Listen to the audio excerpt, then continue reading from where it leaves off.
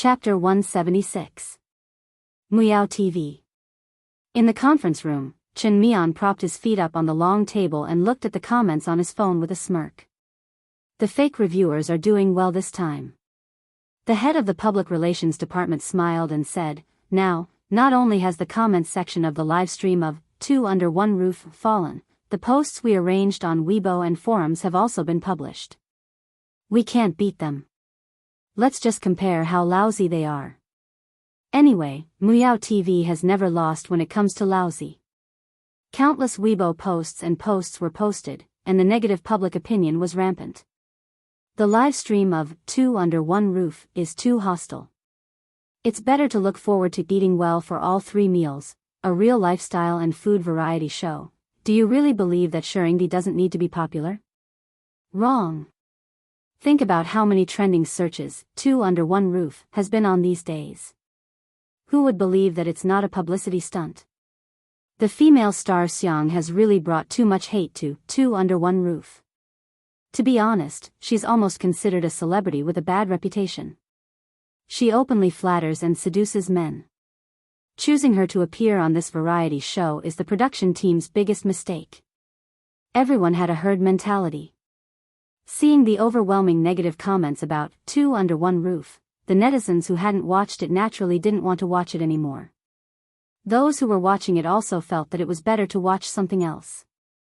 After all, it was too annoying to watch it with the bullet screen. The number of real-time viewers in the live stream had obviously begun to drop. However, why are there still so many people watching? Chen Mian frowned. The head of the public relations department was also a little speechless. Aren't these netizens stupid? More often than not, they would charge into the trap like an idiot and achieve the desired effect. They had planned this because they wanted the number of viewers to plummet.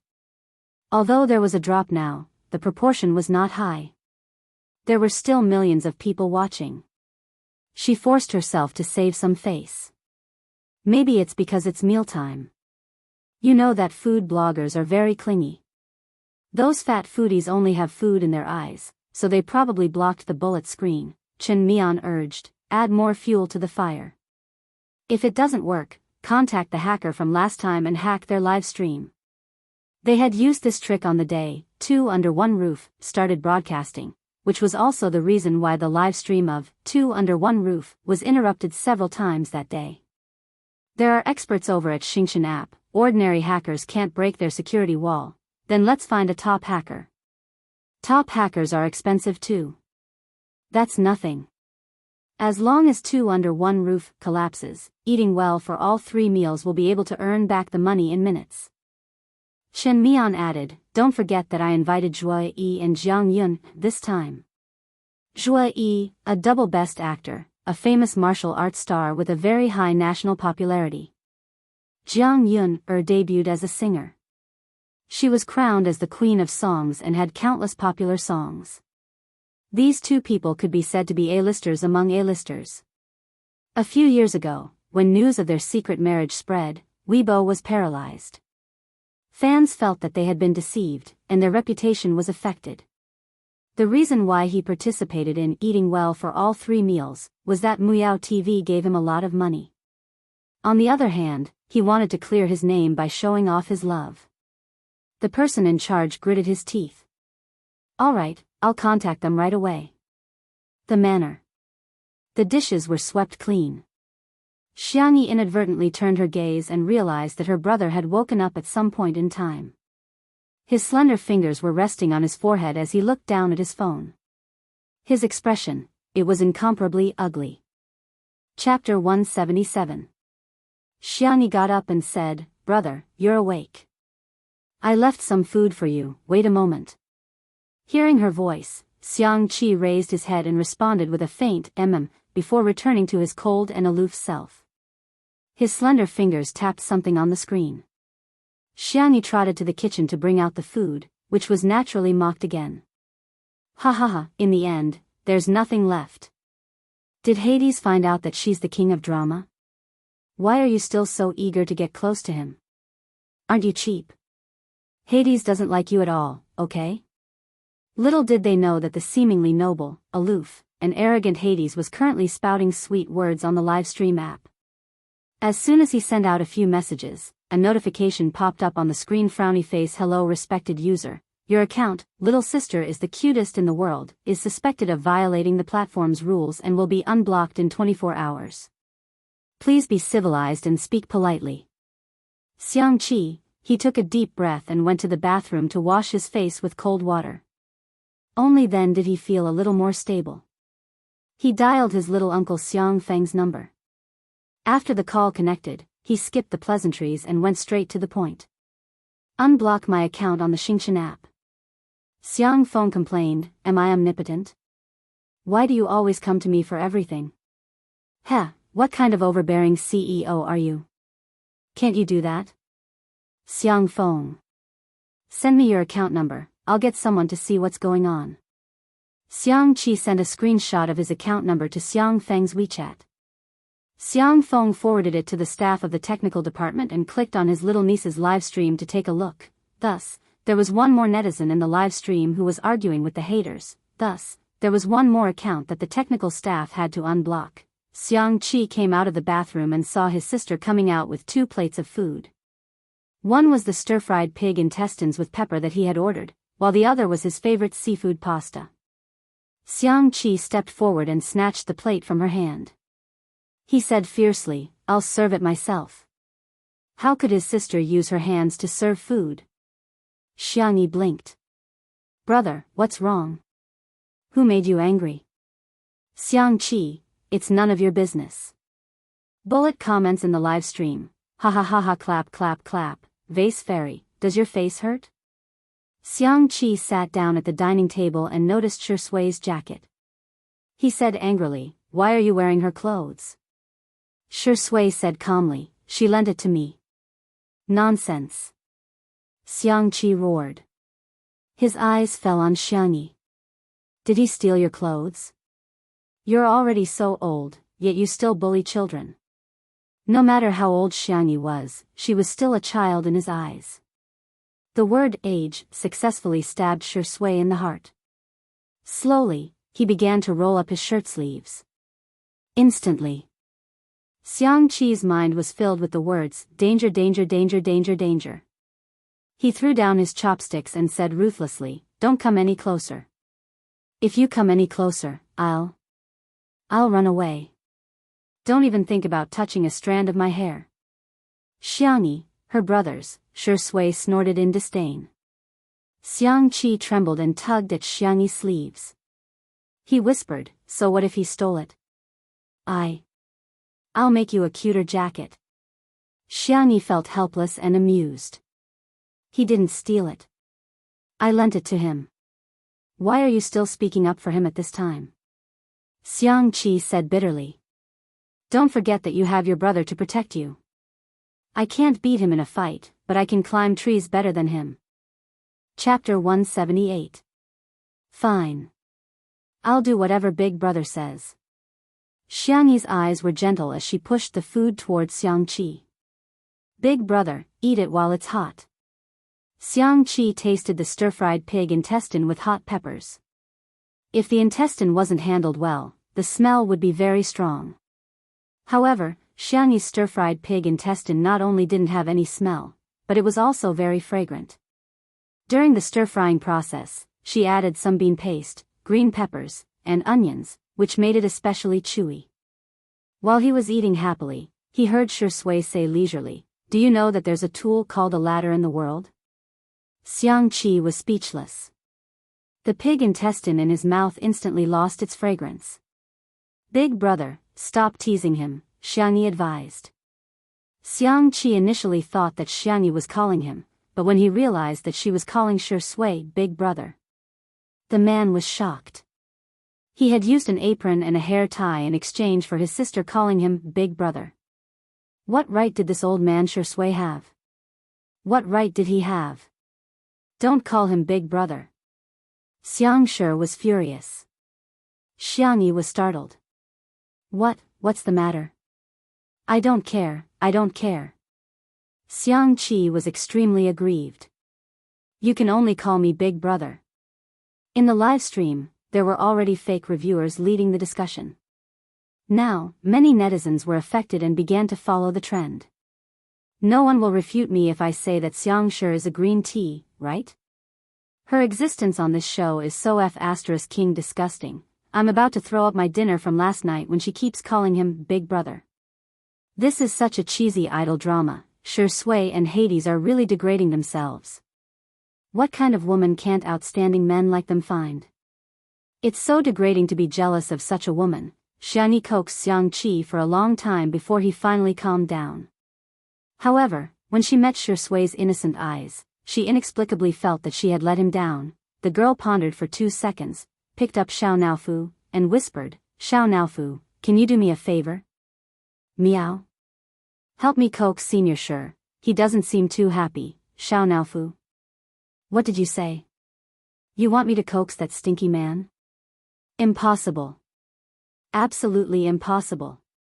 Can you coax him like you did just now? Xiangyi negotiated with it. I'll make you 3 days worth of luxurious tiger rice. The kind that Brain Axe loves the most. Xiao Naofu, do you think you can move me like this? Absolutely not, 7 days.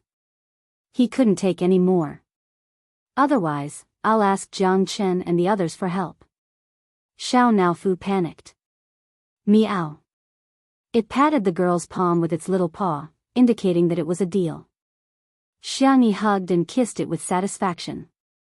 At this time, Xiangqi was almost done with his meal. He took out his phone and saw that Xiang phone was very efficient.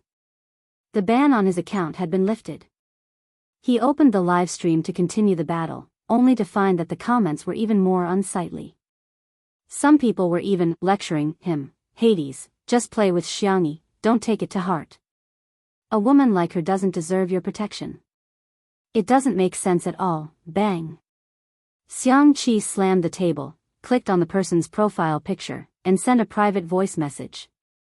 Are you teaching me how to do things? You don't have the right to criticize my sister. I'm protecting my sister, do I need to explain to you? Huh?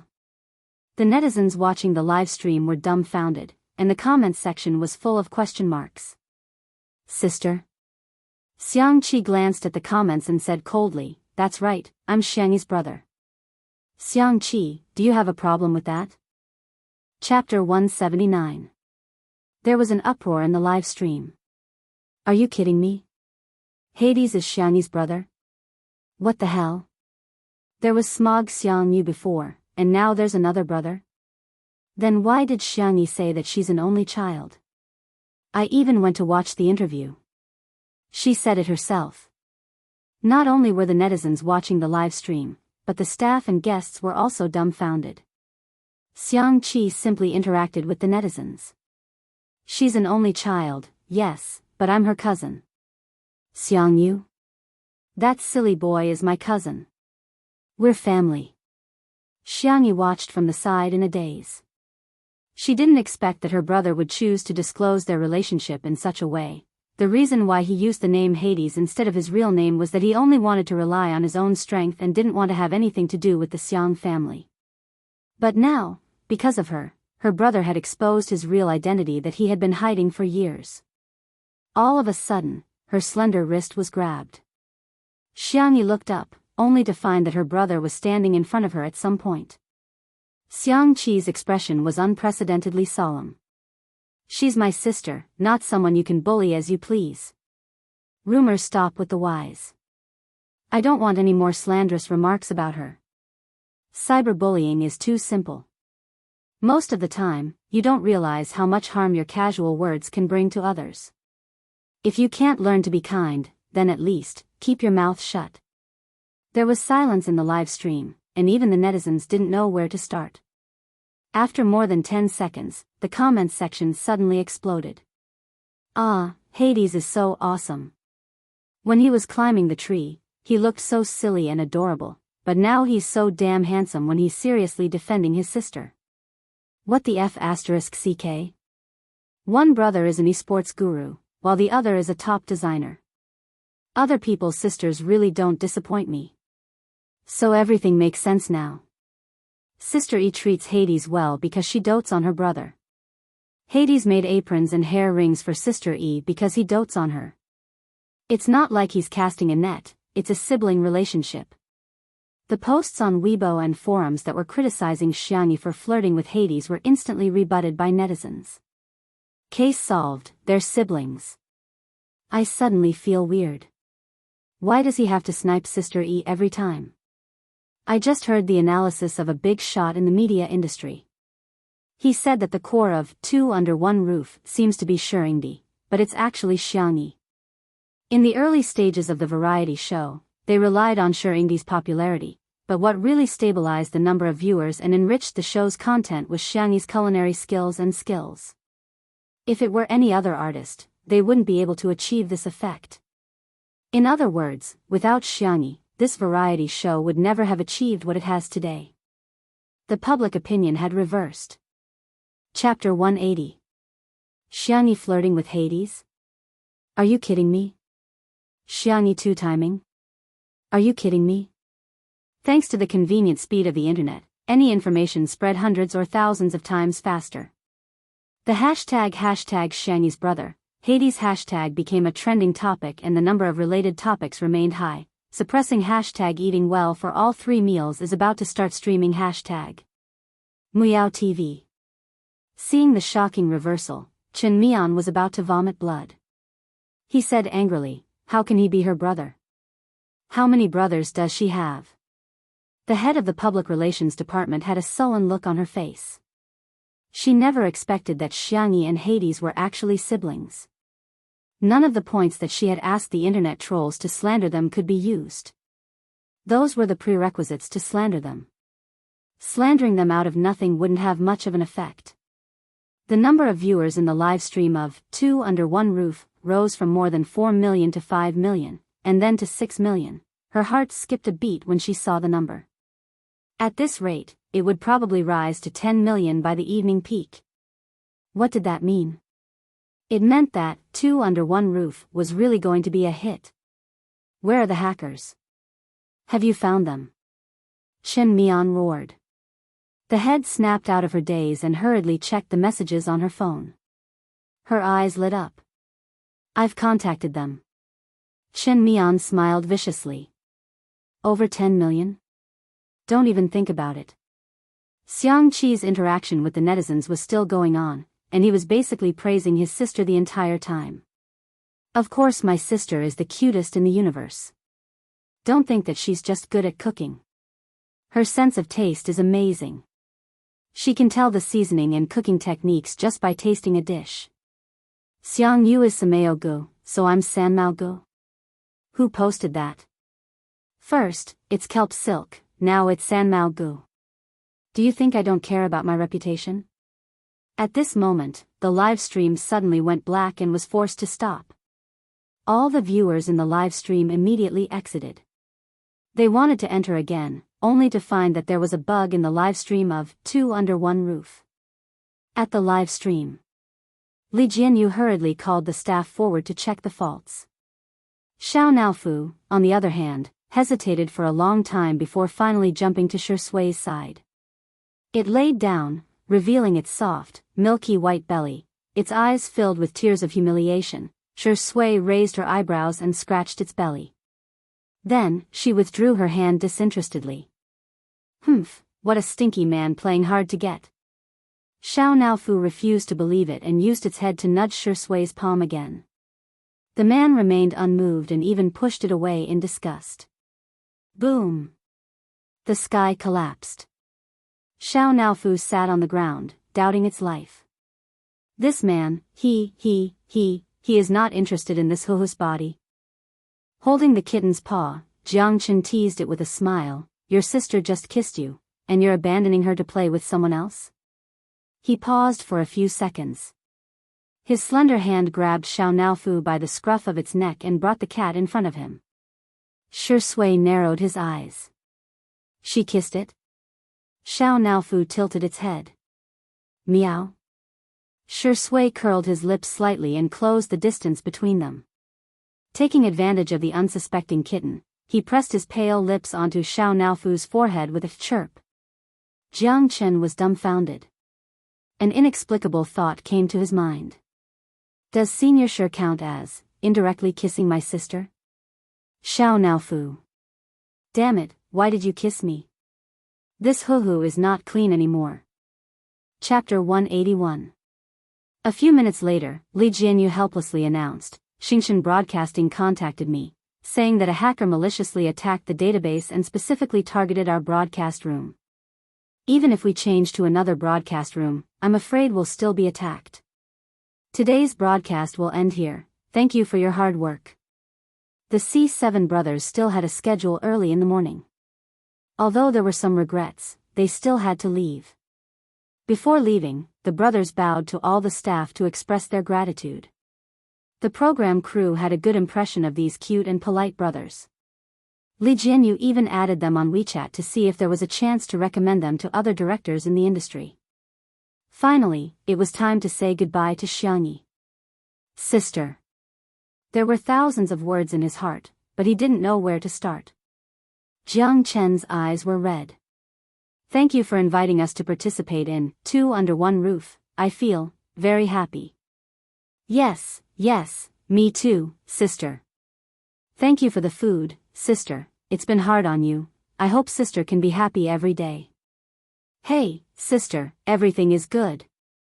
In the fast-forwarded world, Xiangyi had experienced too many farewells, so when she returned to the real world, she basically didn't take the initiative to socialize, because being in contact with people meant that there would inevitably be times when they would be separated. However, Two Under One Roof gave her a different feeling. Here, I prepared it for you guys. Eat well, especially when you're in a bad mood. Only then will you have the strength to face everything. She took out a few bundles of packed lunchboxes and smiled gently. I'm looking forward to the day when you guys shine on the stage. You can come eat here whenever you want, you're always welcome. Someone sobbed, and the sad mood spread. The younger brothers took the bento in her hand and walked forward without looking back. They were afraid that if they looked back, they wouldn't be able to hold back their tears. They didn't fear the cruelty of this world. But they could never be indifferent to gentleness. After sending off the brothers, Xiangyi was blocked by Xiang Qi. Brother? The girl looked up and called out to him in confusion. Xiang Qi's handsome face was tense. Want to talk? Xiangyi bit her lip and nodded. Under the tall sycamore tree. Xiangyi sat on the swing and looked at her brother expectantly. Xiang Qi raised his hand and swung the swing for her. After pondering for a moment, he asked, Where have you been for the past year? Xiangyi didn't know how to answer. It's okay if you don't want to talk about it. It's good that you're back. Xiang Qi's voice lowered, revealing a hint of hoarseness. The tip of Xiang Yi's nose began to sting. She propped herself up on the tips of her toes and stopped, staring at Xiang Qi seriously. Brother, I went on a trip. I went to a very distant place, met a lot of different people, and learned some strange skills. Now that my trip is over, I'm going home because you're all here.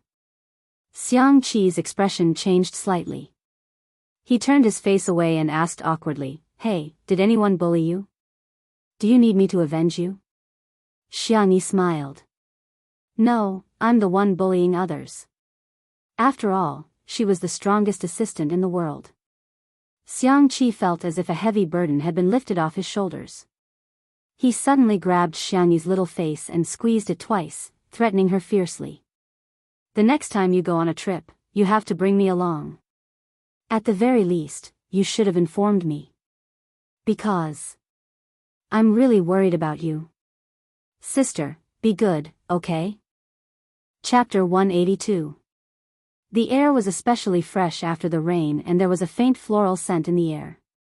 A few street lamps gave off a warm glow and even the night breeze was extremely gentle. Xiangyi wanted to cry but she tried her best to hold it in. She sounded like she was about to cry. Don't cry. Xiang Qi's tone was fierce and his voice was nasal. He sniffled, took out his phone and turned on the camera. You, hurry up and coax me. Xiangyi, big brother is the best in the world? Xiang Qi emphasized, third brother is the best in the world. Xiangyi cooperated and recorded a video. Xiangqi was elated. I'll send it to Sanction and the rest now. The atmosphere between the brother and sister was filled with warmth after they had reconciled. Not long after the message was sent, Xiangyi was curious. Did they reply? Xiangqi took a look and saw that Sanction had not replied. It was probably because of the time difference or because he was busy with work overseas. Xiangyu had not replied either. He was probably still in an autistic state. However, his second brother, Xiangli, who he thought was the busiest, had replied. Xiangli, ha. Xiangli, smile. Smile. Xiangli, I'm planning to go to the manor tomorrow. Xiangli, the sun will still rise tomorrow.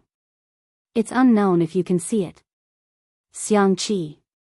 He quickly put away his phone and put it in his pocket, not showing Xiangyi the content of his reply. Brother, let me see. Xiangyi whined. What are you looking at? Go to sleep. Xiangqi put on the airs of an older brother. Well, I have to go back to the studio to work on the new design. Huh? That urgent? Stay for another night? You can leave after breakfast tomorrow. Ah, I want to eat my sister's breakfast.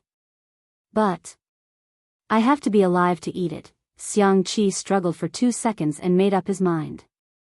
You don't have to send me off. I'm leaving. Bye. He plunged into the darkness as if he were being chased by a dog. Xiangyi. The childish third brother was so strange. However, she and third brother had reconciled. Thinking of this, a smile appeared at the corner of the little girl's mouth, and even her footsteps became lighter. In the living room. When Xiangyi came in, she saw Shui fiddling with the projector. The screen was frozen at the beginning of a movie. It looked like a horror movie. Only then did she remember that she had only used the projector a few times since she had bought it a long time ago. You want to watch a movie? Shui looked back and raised her eyebrows. Xiangqi doesn't allow you to call him brother, so you won't? The little girl wanted to change her words, but Shui said casually, it doesn't matter what you call me. Xiangyi, then, how about I call you by your name? Calling him senior was indeed too distant. She was afraid that Shui would mind if she called him Zai Zai. After thinking about it, it seemed that calling him by his name was the most appropriate. Shui's eyelids drooped lazily, and the light reflected on his face gently. In the midst of the light and shadow, he responded with an indiscernible Shui. The little girl's voice was gentle and soft. She had heard this name countless times, but it sounded different when she called it. For some reason, it felt more intimate than when she called him brother. He looked at her from afar. His temperament and expression were as gentle and clear as ever, but there was a touch of affection between his thin eyebrows. Do you want to watch a movie together? He asked. Okay, I'll go get the popcorn. Xiangyi came out with the homemade milk-flavored popcorn. Shui poured 2 glasses of drinks and made goat milk for Xiao Naofu. Xiangyi's brain twitched and she blurted out, aren't we a bit like a family of 3 watching a parent-child movie together? The room went silent for a moment. Chapter 183. An invisible awkwardness pervaded the air. Xiangyi awkwardly corrected herself. I'm telling a joke, isn't it funny? Shui raised an eyebrow. A cold joke? Fresh out of the oven, should it be considered a hot joke? It sounded more like a cold joke. The girl simply used the wisdom that her brother had taught her, as long as I don't feel awkward, then it's others who feel awkward. She calmly sat down on the sofa and stuffed popcorn into her mouth. Let's start. Shui turned off the lights in the living room and pressed play with the remote control. The room darkened, accompanied by the gloomy scene and terrifying sound effects on the screen. Xiao Naofu desperately burrowed into Xiangyi's arms. Xiangyi raised her hand to hug it, and the little cat whined and rubbed against her collarbone. Suddenly, there was the sound of a chainsaw drilling. Xiao Naofu was so scared that it wanted to bury its head in her chest, but a ruthless hand suddenly appeared behind its neck and lifted it into the air. Meow meow meow. Xiao Naofu kicked its little legs, so scared that its fur stood up. Shui calmly stuffed the little cat into her pajamas pocket. I'll take care of Xiao Naofu, you eat your popcorn first. Xiao Naofu was as timid as a dog. It buried its face in the pajamas pocket and didn't dare to move. Xiangyi, I want to tell a joke again, do you want to hear it? Shui, huh? Xiangyi, the scene just now was a bit like, mother of a child, I'll take care of Xiao Naofu, you eat your popcorn first. Darkness shrouded the man's eyebrows and he seemed to chuckle. His voice was low and magnetic, revealing a languid and seductive energy. When did our sister Yi learn to take advantage of others? Cough cough. Xiangyi choked on her popcorn. Fortunately, Shui handed her a glass of honey lemonade in time. She drank 2 mouthfuls to moisten her throat and pretended to be calm. If you really want to take advantage of others, I'll call you Zai Zai and let you and Xiao Naofu call each other brothers. Xiao Naofu, meow. This dog of a man doesn't deserve to be called brother of this hoo-hoo. Shui raised her eyebrows. In that case, it's not unfair for me to call you the mother of my child, right? No. I was just spouting nonsense. You don't have to beat around the bush. Shui crossed his long legs and leaned against the sofa leisurely. If you want to take advantage of me, I'll let you take advantage of me. Xiangyi. Why did he feel like he was being teased? The girl took a deep breath. It was probably because she was too excited about reconciling with her brother that she was talking nonsense. Xiangyi stiffly changed the topic. Where is the plot now? Where's the ballet dancer? She had asked casually, thinking that Shui would answer her quickly. She did not expect him to be silent for more than 10 seconds before he said uncertainly, Did you get your lunchbox? The next second, the camera panned to the ballerina. Shui, with her by his side, it became extremely difficult to focus on watching the movie. Fortunately, the girl was engrossed in the movie and did not care about his answer at all. As she ate, she became sleepy and her head nodded. It looked like she was about to fall to the other side of the sofa. Shui quietly put his hand on the back of the girl's neck and gently moved her to his shoulder. The girl leaned on his shoulder, sleeping soundly with her eyes closed. His thin lips curled up slightly. Xiao Naofu's cat eyes widened. It felt like this scene was even scarier than the horror movie that was currently playing. This dog of a man actually has such a gentle side? Don't tell me this hoo-hoo is really going to have another father, no, another brother? Chapter 184. Unlike the peaceful days in the manor, a huge wave had been set off on the internet. First, there was a huge reversal of public opinion. Claims about Xiangyi being a seductress and the self-objectification of women were all overturned by netizens. The marketing accounts and fake reviewers were scolded so badly that they began to doubt their lives. Then, the closure of the live stream caused strong dissatisfaction among fans. Complaints and disses were everywhere on the internet. What technical problem is this? It's been so long and they still can't watch the live stream? Let's talk about a conspiracy theory. I feel that the problem with the live stream is not a technical problem at all, but someone's doing. Think about it, the live stream of Two Under One Roof was also shut down several times on the first day, right?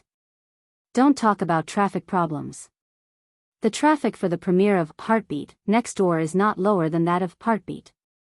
Why is the live stream so peaceful and the internet so stable?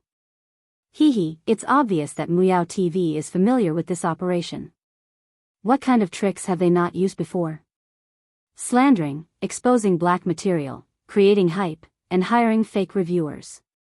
2 years ago, they plagiarized a small web show and refused to admit it. The director posted on Weibo asking for help from netizens, but in the blink of an eye, his leg was broken. Damn! I was wondering why there were so many posts defaming Xiangyi. I thought that this girl's business skills were a little bad in the past, but it wasn't to the point of being despised by everyone. It turns out that someone deliberately did this. These comments caused a huge uproar. Some fans even went to Meow TV's official Weibo account and left comments asking for an explanation. The operations department of the official Weibo account approached the public relations department, and after some discussion, they decided to delete the comments. Block users. Remove the trending searches on Weibo. The public relations department had long been used to such operations. The emotions of netizens came and went quickly. How long could the love last? How long could the hate last? As long as they refused to admit it and refused to respond, the netizens would have no evidence and no patience. What could they do to them? However, to everyone's surprise, the official Weibo account's high and mighty attitude of not taking the netizens seriously had successfully angered a large group of people. No way, right? I'm anxious, delete the post. Can you delete it all? If you don't want people to know, don't do it in the first place. I'm dying of laughter. If you're not guilty, then what is? The love and hate on the internet might not last long. But anger does. It is better to divert than to block, and divert than to lead. Blocking it and suppressing it would result in a backlash. Meow Satellite TV's official Weibo was flooded with comments. Some people even found out that Chen Mian was the director of Eating Well for All 3 Meals, which would be broadcasted tomorrow. The netizens found a place to vent their emotions. Chen Mian's personal Weibo and the official Weibo of Eating Well for All 3 Meals instantly fell. At the drinking party, Chen Mian enjoyed everyone's toasts proudly. During this time, some people glanced at their phones and began to whisper to the people around them. Within a few minutes, everyone was looking at him strangely. Ha! Why aren't you drinking anymore? Are you looking down on me? Chen Mian was shouting drunkenly when his phone suddenly rang. It was obviously the name of his direct superior. The call was connected, and the boss said concisely, "Xiao Chen, the project Eating Well for 3 Meals has been assigned to someone else. You should rest well for a while." Chen Mian instantly sobered up. His face was as pale as a ghost. "Leader, you can't give up on me like this." The phone was hung up coldly. He wailed, "No." Chapter 185. At the same time. At a research institute. On the outdoor balcony, sparks of light flickered. "Ah, brotherly, I finally succeeded. My experiment has perfectly extracted the GHE3 enzyme." The chubby boy saw Xiang Li and rushed over excitedly, wanting to give him a big hug. Xiang Li's indifferent movement was comparable to a flash in a game, causing the little fatty to pounce on empty air. The tall man with long legs leaned against the railing, a cigarette in his mouth, looking indifferent and distant. "Congratulations. What's wrong with a hug?" The chubby boy mumbled. "Isn't everyone saying that you don't like girls?" Xiang Li lifted his thin single eyelids, revealing a faint red mole under his eyelid. "Assuming that I like boys, what does that have to do with liking you? Do you think I don't care about looks or IQ?" The chubby boy was speechless. "Thank you, I'm hurt. Brotherly, I heard that you took a leave of absence tomorrow. Are you going home to visit your family?" There were many research maniacs in the research institute, and they might not contact the outside world for months when they were busy with a project. Xiang Li was the most exaggerated. In the past year, he had barely left the research institute. Yeah. At the mention of family, Xiang Li obviously relaxed a lot. The corners of his mouth curled up slightly, and he smiled a little mischievously. "I'm going home to bully little bunnies." The chubby boy was speechless. What kind of bad taste is this? The next day, Xiang Yi slept very soundly. When she woke up, she looked at the alarm clock beside her bed. It was 6:53 a.m. While washing up, the girl suddenly realized something. Wait, wasn't she watching a movie last night? Why was she in her own bed when she woke up? She spat out the mouthwash and sighed. After transmigrating back, her vigilance was getting lower and lower. Ah, meow. Xiao Naofu, who was lying on the pillow next to her, opened its eyes and looked at her, humming in a childish voice. It liked to sleep on pillows instead of a cat bed. Xiangyi couldn't do anything about it, so she could only pamper it. Sleep a little longer, I'll make you some chicken and pumpkin rice later. Xiangyi kissed its forehead out of habit, but Xiao Naofu stiffened. Yesterday, that stinky man had also kissed her here. It couldn't even lick its fur. How infuriating. The little kitten rubbed Xiangyi's lips with its paw and meowed miserably. Stupid woman, you're the same as this hoo-hoo. You're not clean anymore. After the morning exercise, Xiangyi made breakfast for the staff. The doorbell rang, and she got up to open the door. The morning fog had yet to disperse, and the surroundings were filled with moist and hazy water vapor. Little Rabbit Farm's Wang Shunli smiled at Xiangyi and said, Miss Xiangyi, I'm here to deliver some food to you. After knowing that Xiangyi was streaming, he would come over personally to deliver the ingredients every day. He would choose the best and freshest ingredients from Little Rabbit Farm. Thank you, Uncle Wang. Thank you for your hard work. Xiangyi took the basket from his hand and said, Stay for breakfast. Wang Shunli said, No, there are quite a lot of things to do at the farm. Oh, by the way, it seems that people from the Research Institute are coming over today. I received a notice that the experimental field is going to be inspected or something. I see. Xiangyi nodded. Then I'll have to trouble you to cooperate. As they spoke, the sound of a car horn came from the gate. It was a very rhythmic 3 beeps, no more and no less, as usual. Xiangyi's heart skipped a beat. Looking into the distance, she saw a low-key black car. The muscular bodyguard got out of the car first and opened the door for the person in the back. She received an editor's notice that Sister E is 10 years old would be published after 0:30 tonight. After it was published, each chapter would cost 5 cents, and it would cost about 2 to 3 cents a day to catch up. Those with high VIP status could even get a discount. Writing a book was just like being a staff member at a fried chicken shop, a milk tea shop, and a staff member at a hot and sour noodles shop. It was all a job. Nguyen also earned her tuition fees and pocket money through her own hands. She hoped everyone could understand. A little plot trailer, 1. Isn't Second Brother Online good? White Chia Black meets Green Tea Meow and Best Actor. The competition between families is about to start. 2. C King, Sister E is online, and there's a bunch of fresh meat in the house. Shurring's status is in danger. I'm the male lead. 3. A large-scale face-slapping scene. When it comes to face-slapping, our Sister E will definitely not lose. 4. Throwing sugar at an untimely time. Today, we're all experts. 5. Second brother is here. Can the stubborn big brother be far behind? 6. Sister E drops her disguise and reveals her identity. She's really a Mr. Perfect big brother. Here's the main point: there are more than 20 chapters.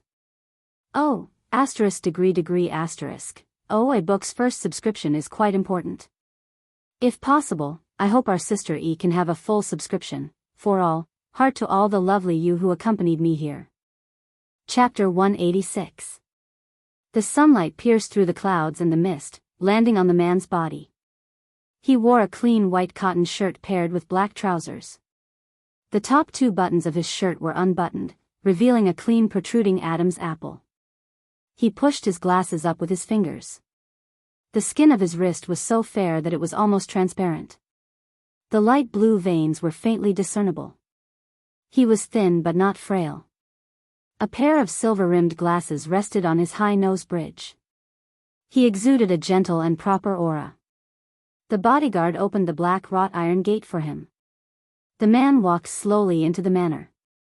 Xiangyi took a few steps forward and stopped, hesitating. It was her second brother. Xiang Li. His hand, was it all right? The man had long legs and big strides. In the blink of an eye, he was in front of Xiangyi. But, his gaze went past Xiangyi and landed on Wang Shunli. Are you the person in charge of Little Rabbit Farm? Yes, it's me. You're, from the Research Institute? Xiang Li nodded, his posture elegant and clear, like a gentle young master from an ancient scholarly family. Xiangyi's face turned pale and she gripped the corner of her clothes tightly. Her brother treated her like air. It turned out that what was worse than indifference was disregard. Wang Xunli said politely, I'm a bore. I don't know how to say nice things. Thank you for your hard work. Have you had breakfast? Our Miss Yi's cooking is superb. Uncle Wang, take him to Little Rabbit Farm to eat. Xiangyi interrupted Uncle Wang and glanced at Xiang Li's right hand. Upon closer inspection, she saw that it was wrapped in a light-colored wrist guard. She bit her lower lip subconsciously, not daring to meet Xiang Li's eyes at all. She was afraid that she would see blame in her second brother's eyes. She was even more afraid that her second brother would treat her like a stranger. As for breakfast, considering her third and fourth brother's attitudes, her second brother must hate her to the core. How could he eat it? He would probably be annoyed if he even spoke to her. For the first time, Xiangyi ran away. She ran away. Miss Yi? Wang Xunli scratched his head, puzzled. What's wrong with Miss Yi? She had never made a mistake when it came to etiquette, but her behavior today was very unusual. However, Xiang Li suddenly narrowed his slender eyes, as a glimmer of a black-bellied light flashed past his eyes. He had only experimented for a while, and the answer had already surfaced. As expected, it wasn't that her anymore. Xiangyi stayed in the room until 5 minutes before the start of the live broadcast. Hearing the noise, Shui turned her head and fixed her gaze on the little girl. Although she was wearing light makeup, he could tell that Xiangyi was trying to hide something.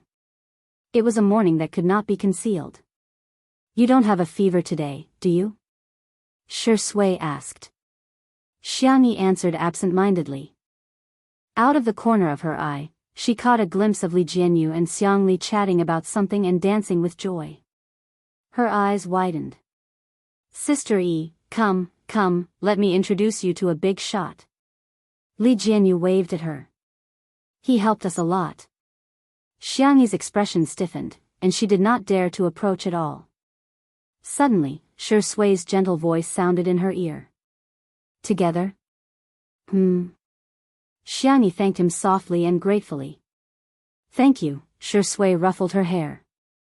Not far away, Xiang Li's eyes suddenly flashed under his silver-rimmed glasses. Li Jianyu was as happy as a fool. This is Dr. Xiang, a big scientific researcher who came to Little Rabbit Farm for a business trip. He heard about the attack on our live broadcast and helped us write a security wall program. Scientists these days are really too helpful. Oh right, both of you have the same surname, it's really fate. Your ancestors might be from the same family. Chapter 187. Xiangyi's cherry lips parted. She didn't reply. Xiang Li looked at her with a half-smile and reached out his clean and slender hand. Hello. For a moment, Xiangyi thought that her brother had forgiven her. But, how was that possible? Second brother's hand was crippled. Xiangyi couldn't help but feel angry when she recalled the information she had received from the investigation. A year ago, the person who possessed her body invited second brother to go rock climbing. She wasn't a professional at all, but she refused to wear any protective gear and insisted on climbing on her own. As a result, she almost fell off the rock wall. It was second brother who saved her. However, in order to save her, he cut his right wrist. The wound went deep into his bone and pressed on his nerves. Although it didn't affect his normal life, he could no longer perform those extremely sophisticated experiments. After the incident, Xiangyi even tried to shirk responsibility and lied that Xiang Li had accidentally injured himself and had nothing to do with her. She had completely broken second brother's heart. The Xiang family didn't believe her one-sided story. They went to check the surveillance footage and found out the truth. They gave her one last chance to confess, but she still lied. After this incident, everyone in the Xiang family was utterly disappointed in her. That was why they didn't care about her after she entered the entertainment industry. Xiangyi subconsciously rubbed her hand on her skirt before shaking Xiang Li's hand. Her voice trembled as she said, Hello. Xiang Li let go of her hand after shaking it for a moment. He restrained himself and didn't seem to have any problems. However, he frowned slightly. Why is my sister's hand so cold? Because of his frown, Xiangyi felt like her heart had been pricked by a needle. She lowered her eyes, her long eyelashes casting a faint shadow on her milky white face. So, he still hates me, Li Jianyu was still blabbering heartlessly. Dr. Xiang even agreed to be our guest this episode to spread the knowledge of scientific farming. He suddenly felt that his variety show had become much more sophisticated. Xiangyi felt a little happy. If her brother was going to be a guest, didn't that mean she would be able to see him all day? But she soon realized that perhaps her brother didn't want to see her. 2 minutes later. Teachers, get ready. The live stream is about to begin. The staff members began to move. Xiangyi forced herself to look at the camera. As usual, today's live broadcast began with breakfast on the dining table. Steamed buns, soy milk, bean dregs cakes, tea eggs. Simple home-cooked dishes were cooked with Xiangyi's skillful hands, making them incomparably appetizing. She made 2 kinds of stuffed buns. The meat buns were made from 3 fat and 7 lean pork. She used a processing machine to make minced meat and added scallions, ginger, fennel, and other things to enhance the flavor. The vegetarian buns were made from mushroom and winter bamboo shoots. She added a few drops of sesame oil and it tasted particularly delicious. Even the folds were pinched like a piece of art. They were delicate and white, obediently nestled in the steamer, waiting to be pampered. Soy milk was made by mixing soybeans, rice, peanuts, red dates, and other ingredients. Then, it was ground out bit by bit using the graphite in the small kitchen before being heated. The remaining bean dregs were mixed with a little flour and eggs to make a bean dregs cake. It was crisp and crispy. The tea eggs were stewed overnight and even the egg yolk had become tasty. Paired with a dish of boiled vegetables and a few small plates of pickled vegetables, it was nutritious and heartwarming. Through the live stream camera, it was transmitted to every viewer's screen. "Aw, I'm hit by the delicious food again. I'm crying, I've already had breakfast. I'm hungry again. Clever and defty. The most beautiful master chef-y. I support 2 under 1 roof. I support Sure Sway. I support Sister E." With the support of public opinion last night, the atmosphere in the live stream was harmonious and beautiful. Chapter 188. When Xiangli entered the scene, Li Jianyu acted as the narrator and gave him a simple self-introduction. The live comments: a 26-year-old PhD student? What kind of divine top student brother is this? Woo-woo, he has such a clean temperament. He has a gentle and scholarly aura and that little red mole. He's so perfect for my taste, he's not a doctor, he's a sniper. Which Xiang is he? Xiang? Xiang? Xiang? Huh, if it's Xiangli, he might be Sister Yi's brother. I'm dying of laughter. Is everyone with the surname Xiang her brother? What are you dreaming about in broad daylight? It's none of your business. How much did Miao TV pay you? Why do you have to be a dog instead of a human? As long as there were 1 or 2 haters, they would soon be rebuked. Miao TV was now everyone's public enemy. Of course, they had to defend Xiangyi. At the dining table, Xiangyi held her breath nervously, afraid that her brother wouldn't touch the food she cooked. To her surprise, her brother ate it. His expression was natural and he didn't show any disdain. He even praised her by saying, "It tastes good." Xiangyi thought that her brother might have said that out of social etiquette. Facing the person who ruined his hand, he was still so gentle. Her brother was really great. Little did she know that Xiangli really just felt that his sister's culinary skills were too good. "It's been a long time since I last tasted this delicious." He slowly peeled a tea egg and handed it to Xiangyi. "Here, for you." "Ha!" Xiangyi raised her starry eyes, full of disbelief. Seeing that she didn't take it, Xiangli placed it on a small plate in front of her. He then peeled another one and gave it to Sure Sway. "Sure Sway. Thank you." Xiangli smiled slightly. You're welcome. The pop-up comments instantly exploded. Is there anyone who supports the Doctor and Sister E? Don't the Doctor and Best Actor pair make sense? Big Bro Swordsman is so gentle QAQ, I can't resist such a gentle man. Xiangyi's eyes were filled with surprise. She carefully ate the tea egg, thinking that it was really delicious when peeled by her brother. Even though she knew that her brother was very good at taking care of people, the little girl couldn't help but smile.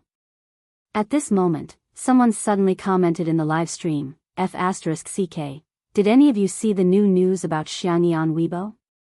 I'm shocked. Her persona has completely collapsed. At first, there were people who mocked, another water army? I won't see you off. But soon, more and more people posted similar comments, arousing the curiosity of many people. Hence, they opened Weibo.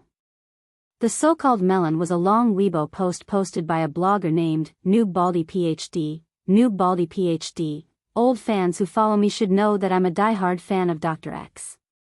As a top expert in biomedicine, he has been involved in many fields, especially in the field of medicine. He's a god among gods. However, he withdrew from the most cutting-edge experimental research a year ago and chose to take the theoretical route instead. I couldn't figure it out no matter how hard I thought about it. It wasn't until recently that I learned that Dr. X was forced to stop his research because his right hand was injured and his nerves were damaged. What shocked me even more was that his hand wasn't injured by accident. It was caused by Xiangyi V. I have the video as evidence. A bright star in the scientific research field has fallen, and a so-called star in the entertainment industry has become extremely popular. It's really magical realism. Alas. How unfortunate. How ironic. Chapter 189. The blogger was usually humorous and witty, and he even had a private message account. He would often post posts about the campus life of some fans, such as weird teachers and weird classmates. He had quite a lot of fans. Hence, when this Weibo post was posted, it immediately became popular. The fans of Two Under One Roof and Xiangyi's fans who rushed over after hearing the news didn't believe it at first, but after watching the video, they all fell silent. The video was taken at an outdoor rock climbing base. It was obvious that Xiangyi wasn't wearing any protective gear and was recklessly climbing with her bare hands. However, she didn't climb very high before she ran out of strength. Just as she was about to fall, Xiangli quickly climbed up to save her. However, she didn't know if she was scared or nervous, but after she steadied herself, she bumped into Xiangli. Xiangli also injured his hand as blood slid down his almost transparent fingertips. It was a ghastly sight, but not only did she not show any concern for Xiangli, she even complained that her hand was scratched and cried for the emergency doctor to treat her first. Even if Xiangli was just an ordinary person, the netizens who saw this scene were furious to the extreme, let alone the fact that he was a top medical doctor. I thought Xiangyi was being defamed by Meow TV, but it turns out she has a bad character to begin with. Vomit vomit, she bumped into him on purpose, right? Dr. X is a national treasure in scientific research. What is she up to? Is she a spy sent by a foreign country? She cried and asked the doctor to treat her first. I'm so disgusted. How can a person be so selfish? I'm going to save my breath. I just want to ask Xiangyi V, why are you still pretending to be a gentle and intellectual girl? Are you a B***TCH? When the Public Relations Department of Meow TV saw this Weibo post, they slapped their thighs and exclaimed, "This is like giving a pillow when I'm sleepy." The Public Relations Department bought this Weibo post on the spot and made it a hot search. A stone stirred up 1,000 ripples, and the ripples were monstrous. The video was equivalent to concrete evidence. The fans were all dumbfounded. Not to mention defending Xiangyi, most of them began to waver on whether they should stop being fans. 20 minutes later, the noob PhD posted a screenshot of the live stream of Two Under One Roof and wrote a line from Tagore's famous poem, "The world kissed me with pain, and I will repay it with a song." The picture was of Xiangli peeling an egg for Xiangyi and handing it to her with a smile. This picture successfully caused the netizens' anger to reach its peak. So Xiang Li is Dr. X. Oh my God, how can he still smile at his enemy? Doctor, you have a great and compassionate heart. But she doesn't deserve to eat at the same table as you. Kneeling down isn't enough to make up for it. How can she still have the nerve to pretend that nothing happened? A person who can repay kindness with ingratitude to her savior, a person who is so thick-skinned yet still wants to market herself as a victim. With all due respect, she's trash. Absolute trash. In reality, in a certain high-end apartment. Qin Wanyan scrolled through her phone with a smirk. Thinking of how Xiangyi had dared to suppress her on the red carpet last time, Qin Wanyan's eyes flashed with ruthlessness. That stupid woman has left so many things in my hands. She sneered. You want to be famous? Dream on. You only deserve to be stepped on by me. She clicked on the chat box with Yan Nai and pretended to type, Nai, I didn't expect Xiangyi to do such a thing. I don't think I know her anymore, ding dong. It was Yan Nai's reply, which was incomparably firm frowny face. I believe her. Chapter 190. Qin Wanyan was speechless. If director Yan hadn't been preparing for a big movie, she wouldn't have bothered to maintain her relationship with Yan Nai. Before, Yan Nai would listen to anything she said. But didn't he just go to the manor to record a show for a day? Why did his attitude towards Xiangyi change completely? Qin Wanyan clenched her teeth and typed, but there's video evidence. Yan Nai, yeah. Qin Wanyan, and there's a technical analysis from the netizens. The video is real and hasn't been edited. She had saved the video immediately after the incident. Qin Wanyan knew better than anyone the authenticity of the video. Yan Nai, oh. Qin Wanyan? I've already said this much, why is this idiot still so stubborn? Qin Wanyan was conflicted for a long time. She wanted to say something more, but her phone vibrated. It was a WeChat message from Yan Nai. Yan Nai, I believe in my eyes and I believe in Sister Xiangyi's character. Even if she really did something wrong, others can criticize and condemn her. But as Sister Xiangyi's friend, we shouldn't talk about her behind her back. Sister Wanyan, this is the last time I'm calling you Sister Wanyan. I'm just someone who doesn't care about reason. You can scold me if you want. But I know that if you did something wrong, Sister Xiangyi would never come to me and say bad things about you like you are doing now. Qin Wanyan was dumbfounded. How could this be? Yan Nai would rather speak for Xiangyi, the perpetrator, than stand on her side? At the manor. The scheduled guests arrived a little late due to a delayed flight. Today's invited guest was also related to Shi Sui. He personally went to the entrance to greet her. Li Jianyu motioned for Xiangyi's cameraman to leave. He walked to Xiangyi's side and motioned for her to turn off the microphone. Sister Yi, is Dr. Xiang's hand injury really related to you? Li Jianyu couldn't bring himself to say it. He stole a glance at Xiang Li. The young doctor was flipping through a book on the open bookshelf. His head was lowered and he looked serious and focused. The girl was silent for 2 seconds before she nodded. Although the soul wasn't hers, there was no way to explain it. Li Jianyu was extremely shocked. After a while, he sighed and patted Xiangyi's shoulder. I'm a few years older than you, so I should be qualified to nag at you. Sister Yi, I think Dr. Xiang doesn't seem to want to argue with you, but, did you properly apologize? Xiangyi smiled bitterly. I haven't seen him in a long time. Li Jianyu said solemnly, if you did something wrong, the least you should do is apologize.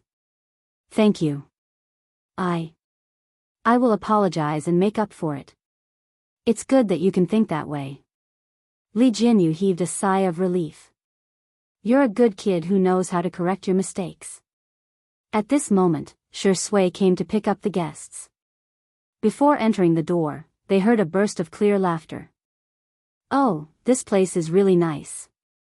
The birds are singing and the flowers are fragrant. The air is good. Old Sheng, I told you I was right. Old Sheng said helplessly, Madam, slow down. You walk slowly. I'm going to the kitchen to see if there are any leftovers from little Xiangyi. A middle-aged woman took the lead and stepped into the living room. She was born with a pair of smiling eyes. When she saw Xiangyi, she greeted her warmly. "Hello, little Xiangyi." Xiangyi rubbed her eyes in disbelief. It was actually her childhood goddess, Yin Zhengxue. "Hello, Teacher Yin." She greeted politely. Suddenly, she saw Yin Zhengxue waving at Shui. "Son, help Mom see if there's any leftovers." Chapter 191. Xiangyi had heard that Mother Shi had been recuperating overseas due to health reasons. She had never seen her before, so she was stunned. "Ms. Yin, is Shui's mother?" "That can't be right, right?" Shui said helplessly. "Mama Yin, are you here to record a show or to eat?" Yin Zhengxue said indignantly, "Of course I'm here for the food." Shui asked, "Can you pay for the food?" Pfft. The interaction between the two made many netizens laugh, and for a moment, the comments in the live stream finally returned to normal. Wow! So this episode is Mama Yin. I cry every time I watch, writing a letter to you so far away. Ms. Yin is indeed an experienced actress. Her acting skills are way better than the young actors nowadays. What the hell? Shui's biological mother is here? Is it that exciting? Ha ha ha, let me explain. Mama Yin and Shui have worked together in a movie before. They acted as mother and son, and it was very touching. If you're interested, go watch it. Yin Zhengxue? She's just an auntie who got remarried. What's there to see? Can't the production team invite some guests I know? Knows. I'm slowly typing a question mark. When Ms. Yin was young, she not only won the Best Actress Award in the country, but also won the Best Actress Award at the International Film Awards. Her professional skills are top-notch, and her looks and figure are still on point. What era is it now? She's still using her second marriage to attack women? Seeing the interaction between the two, Xiangyi came to a realization. They probably just worked together before. The young girl silently brought breakfast over. Yin Zhengxue happily dragged her husband to eat. She tried a vegetarian bun first and was instantly amazed. "Little Xiangyi, your cooking is superb." Yin Zhengxue was especially good at praising others. "This bun should only exist in heaven. It's rare to see it on earth. It's so delicious, I'm not going to leave." Yin Zhengshue's husband, Xinguang, was a famous calligrapher. He had an elegant and refined personality, and there was a sense of calmness in his body. However, after tasting the steamed buns and bean dregs, he also nodded and praised, "These home-cooked dishes have the taste of delicacies." Xiangyi replied with a smile, "Teachers, you flatter me." After breakfast, Shui took Yin Zhengxue to visit the garden. Xinguang was a scholar, so he habitually looked at the bookshelves. Coincidentally, Xiangli was holding an ancient book. The two of them had similar interests, so they chatted for a while. Xiangyi went to the kitchen to make chicken and pumpkin rice for Xiaonaofu. The image of her all alone was particularly tragic in the live broadcast room. The netizens on Weibo were full of confidence, and they didn't hold back when they attacked. Seeing that B*TCH Xiang being isolated, I'm relieved, so satisfying. Don't say that she's pitiful. She deserves it. That B*TCH Xiang's only worth is cooking. The production team shouldn't give her any more screen time, just let her be a maid and do odd jobs. Bad comments flooded in like a tide, covering the sky and earth. In a trance, Li Jinyu felt as if he had returned to the first day of the live stream. At that time, Xiangyi had also been criticized by the entire internet. She had finally managed to turn things around, only to be beaten back into the mud. He had a headache. Even if he was biased towards Xiangyi from a personal perspective, he could only temporarily reduce her screen time and presence. The netizens who had discovered this became even more derisive. Seems like the production team has given up on her. Why aren't the fans of the actress Xiang dancing? And the fans of the untimely CP, why are they so quiet today? Ha ha ha, can I ask if she's guilty of intentional injury? If she has violated the law, she should be punished by the law. Chapter 192. In the past year, Xiangyi had really left a bad impression on the public. Everyone had already formed an inherent impression of her. Xiangyi's name had long been equated with words such as vase, crybaby, and incompetent. Over the past few days, Xiangyi had indeed gained a group of fans through the red carpet shows of Two Under One Roof and Tomato Entertainment. However, in the face of conclusive evidence, the loyal fans and fans of the CP felt helpless.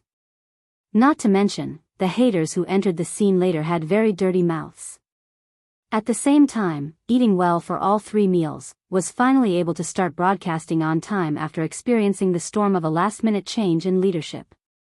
In the conference room of Muao TV, it was rare for the executives to gather. Heartbeat started high and ended low. Even though several guests had their own traffic, it was still difficult to reverse the trend. The conversion rate for new viewers was very low. Hence, Muao TV was now betting on Eating Well for All 3 Meals. Hello everyone, I'm Zhua Yi. Zhua Yi was over 40 years old, but his body was not fat at all. His muscles were taut, and it was obvious that he worked out regularly. With his weak-colored skin and handsome facial features, when he smiled, he instantly pulled people back to the most glorious era of martial arts films. Hello, I'm Jiang Yun, snuggling up to him intimately was his wife, Jiang Yun. Her voice was unique, clear, and very story-like. It immediately reminded people of her most popular songs from back then. Zhua Yi raised his hand and brushed away the leaves in her hair. The couple looked at each other and Zhua Yi smiled in a simple and honest manner. Jiang Yun's eyes curved into crescents as well. The pop-up comments started flooding in. Ah, these two are my youth. This couple has taken good care of themselves. It's not an exaggeration to say that they look 10 to 20 years younger than ordinary people of the same age. Who would have thought that the iron-blooded tough man of the past would now be so silly? Goddess Jiang is even more beautiful than she was back then. She's clearly a woman nourished by love. The memory slaying had worked. Looking at the more than 4 million viewers in the upper right corner, the executives were extremely excited. It's 9 o'clock in the morning. It's not even the peak of traffic, yet there's such a figure. It's a success. I made the right bet. Someone suddenly asked, what about Two Under One Roof? The two programs had the same positioning and were both broadcasted all day during the weekend. Naturally, the data had to be compared. The staff immediately pulled up the data of Two Under One Roof, and the scene suddenly fell into a dead silence. It was also 9 o'clock in the morning, but the number of viewers for Two Under One Roof was as high as 6 million. The number of viewers was even higher than last night's peak. It was almost comparable to the amount of attention on the day of the premiere. Generally, variety shows were the most popular in the first episode and would slowly decline after that. This was also reflected in Heartbeat. But why was the data of Two Under One Roof so unscientific? And it was getting higher and higher. We've done some analysis on Two Under One Roof. The marketing manager was experienced and went straight to the point. First of all, last night's public opinion brought Two Under One Roof great popularity. Secondly, the injury incident that broke out today. While the netizens were angry, they were also curious about the show. Finally, now that the perpetrator and the victim are on the same show, this natural sense of anticipation is even more attractive than a carefully written script. I'm looking forward to the next development. You can think of it as a TV series. Now that it has reached its climax, it's suddenly stopped. Who wouldn't want to continue watching it? Chapter 193. Everyone understood the logic, but they found it hard to accept the reality. The executives patiently watched for half an hour. Zhua Yi and Jiang Yun performed well and had high popularity, so the number of viewers remained stable. However, what Muao TV wanted wasn't stability. It was popularity. Compared to Two Under One Roof, the numbers were still barely satisfactory. Besides, Zhua Yi and Jiang Yun had received a total of hundreds of millions of yuan in remuneration. After spending so much money, the the executives immediately felt indignant that the show was not as popular as they had expected. Had they known earlier, they would have invited a few cheaper guests.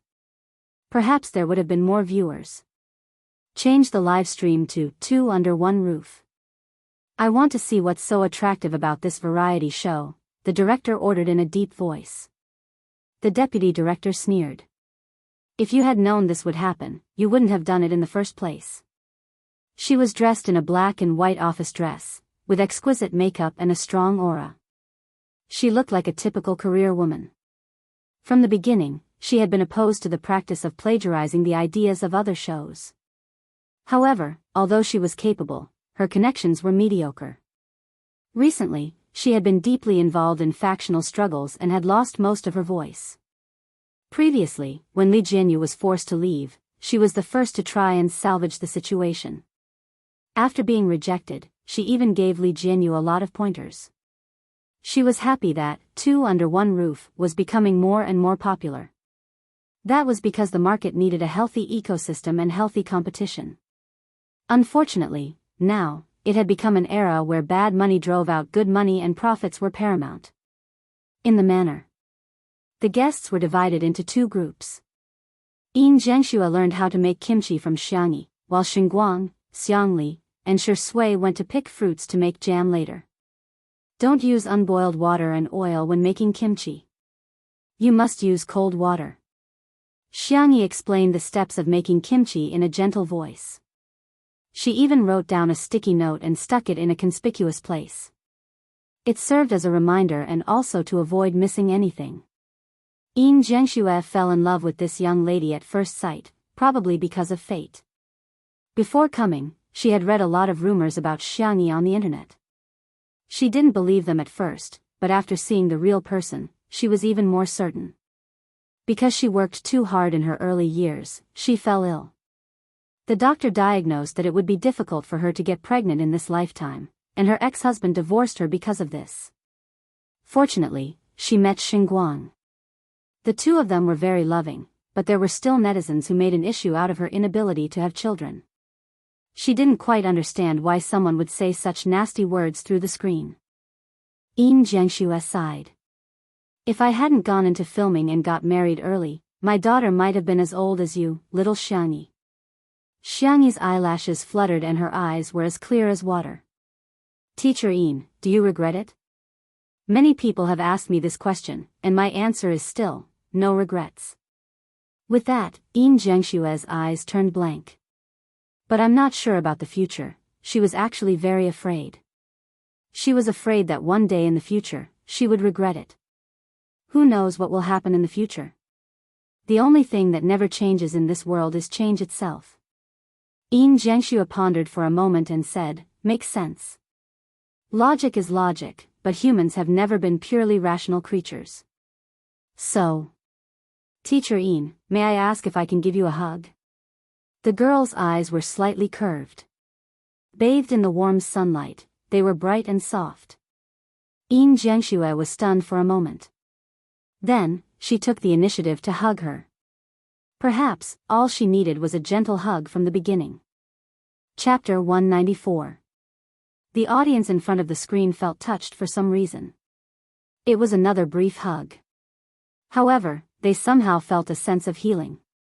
I don't know why, but I'm suddenly very touched. I'm crying. Mama Yin makes people empathize with her so easily. QAQ. Although I know I'm going to get scolded, I still want to say that Xiang Yi did something wrong, but at this moment, I feel that she has a very high EQ and is also very warm. Yin Zhengxue hasn't had it easy all these years. She gave up her career and got married, but her ex-husband abused her because she couldn't have children. She's really strong to be able to courageously pursue her career and love again. However, no matter how strong a person was, there would always be a soft spot in their hearts. On the other hand, the 3 men soon picked a few baskets of fruits. Mr. Sheng, would you like to come fishing later? The fish in the pond here are quite plump, Shui asked Xinguang in a gentle tone. Xinguang was quite interested in fishing. He nodded and said, sure, but do you have fishing rods? Yes, we have fishing rods, base station rods, and lure rods, Xiangli answered casually. In the past, Xiang Yi's grandfather would stay here for a short period of time. Xiang Yi loved fishing, so there was a complete set of fishing equipment at home. Xinguang thought that he had seen the place where the fishing rods were, so he didn't think much of it. Instead, he said eagerly, "Shall we compete later?" As he spoke, the bamboo basket in Xiang Li's right hand suddenly slipped out of his hand, and the peaches inside rolled onto the ground. His expression didn't change as he calmly switched to holding 2 bamboo baskets in his left hand. Shi Sui looked at Xiang Li's right hand, wanting to say something but hesitated. In the end, she didn't say anything and silently took one of the baskets from his hand. Xiang Li didn't seem to mind, and he was even in the mood to mock himself. "Fortunately, I'm left-handed." However, the netizens watching the live stream were extremely upset. "My heart aches for him. Xiang Yi's hand is more precious than a surgeon's. I'm crying because he can't hold the bamboo basket. It's obvious that he can't do experiments that require more precision. Xiang Yi, when are you going to apologize? Kneeling and kowtowing isn't enough to appease your anger. Why are you still pretending?" Meow TV. The big screen in the conference room had a bullet screen function, and the angry comments of the netizens could be clearly seen. However, the number of viewers kept rising. While Eating Well for All 3 Meals was still stable at more than 4 million viewers, 2 Under One Roof had soared to more than 8 million viewers. Soon, it would break through the 10 million mark. 10 million was a dividing line. Xingchen live streaming was famous for its statistics, and all the viewers were real. Compared to the current most popular live streamers, game streamers, and so on, there was only one live streamer who broke the 10 million mark, and that was on the day of the annual shopping festival. "No, we can't let them continue broadcasting like this." The higher-ups were anxious and had all kinds of suggestions. For example, arranging a script for Zhuo Yi and Jiang Yun, making them quarrel and even threaten to break up to attract attention. But it was quickly rejected. Not enough. Both of them didn't have enough traffic and popularity. "How about I contact that hacker again?" The head of the public relations department asked cautiously. "His skills are good enough, but his fees are quite expensive." The deputy station head's tone was strong as he objected. "Nonsense. We have to have a bottom line. If we resort to such despicable means, what's the difference between us and shameless people?" "Absolutely not. Contact him." The station head suddenly interrupted her, his eyes cold and cruel. Chapter 195. The deputy director looked at him in disbelief. She thought that Meow TV was only rotten on the surface, but she didn't expect it to be rotten to the core. The person in charge of the public relations department immediately took action and contacted the mysterious hacker, Chu San, using a specific method. It was said that he was ranked in the top 1% of hackers in the world on Innocence, the largest website for hackers. Chu San got out of bed sleepily with his hair that hadn't been washed for days and began typing code with his eyes still in a daze. It might be difficult for others to hack into a live stream, but for him, who was ranked in the top 1% of hackers in the world, it was just a matter of time. Click, the crisp sound of the last enter key being hit could be heard. The compiled program began to automatically attack Xingchen livestream and locked onto the livestream of 2 Under One Roof. Lines of code flashed like a stream of light, and black and white formed the most beautiful language in the world. Chu San yawned and got ready to go back to sleep. All of a sudden, a large red warning window popped up. "Oh. Someone wrote a new security wall?" Chu San got excited and the excitement of being able to spar with an expert surged into his brain. He quickly wrote the attack program, but as he wrote, he realized that something was wrong. Where did Xingchen livestream find this expert? This code. It's almost beyond my understanding. Chu San gritted his teeth and tried his best. However, the safety wall on the other side was like a tall mountain that he could never surpass. The speed at which he typed on the keyboard went from fast to faster, and then gradually slowed down. In the end, he gave up on the futile struggle. Beep, beep, beep, you have been locked from the inside. Chu San's face turned pale. He had locked onto the live stream of Two Under One Roof at first, but he didn't expect to be counterlocked. Oh no. He immediately began to pack his things and stuffed a few hard drives and a computer into his suitcase. Without taking any clothes or shoes, he opened the door and was about to escape. Several police officers stood outside the door and showed their IDs with stern faces, vaguely revealing the silver light of the handcuffs on their waists. It's over. That was the only thought in Chu San's mind. In the manner. After answering the call, Li Jianyu said into the microphone, I received a notice that a hacker has just attacked our live stream, but fortunately, the hacker has now been brought to justice. We will release a detailed statement on our official Weibo account later. What? Hacker? The netizens in front of the screen were all dumbfounded. After all, this word had only appeared on TV before. It was too far away from real life. A few minutes later, Two Under One Roof's official Weibo account was updated.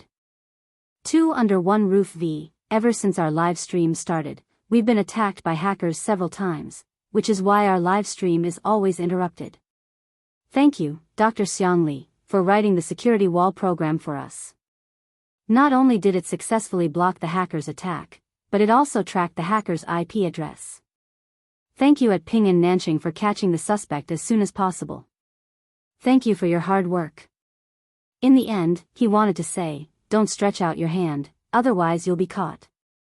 Competition, please come fair and square. Please take a seat yourself, dog head. Once the Weibo post was posted, the netizens were shocked. First, he was surprised. So it was a malicious competition. Secondly, he was surprised. Dr. Xiang was too amazing. More and more people flooded into the live broadcast room. Muyao TV. The higher-ups watched helplessly as the number of viewers of Two in One Room jumped to 9.57 million at a frightening speed. Chapter 196. 10 million was imminent. Unstoppable. Everyone's expression was so ugly that they looked as if they had swallowed a fly. Especially when the head of the public relations department read the Weibo post posted by Two Under One Roof. Instantly, what the hell is going on? Isn't he one of the top 1% hackers in the world? Why is he so vulnerable? Will he rat us out? Everyone was worried. Looking at the ugly faces, the deputy station head sneered, feeling as if he had fed all of his youth to Muyao TV to the dogs. The station head retorted, what are you panicking for? Whoever started it will be responsible. What does it have to do with us? What does it have to do with us? The head of the public relations department's expression changed immediately. She realized that she had been abandoned. When the others heard this, they heaved a sigh of relief. Not only did no one comfort her, but they also looked at her with gloating eyes. It was the look of someone who had found a scapegoat. The head of the public relations department was disheartened.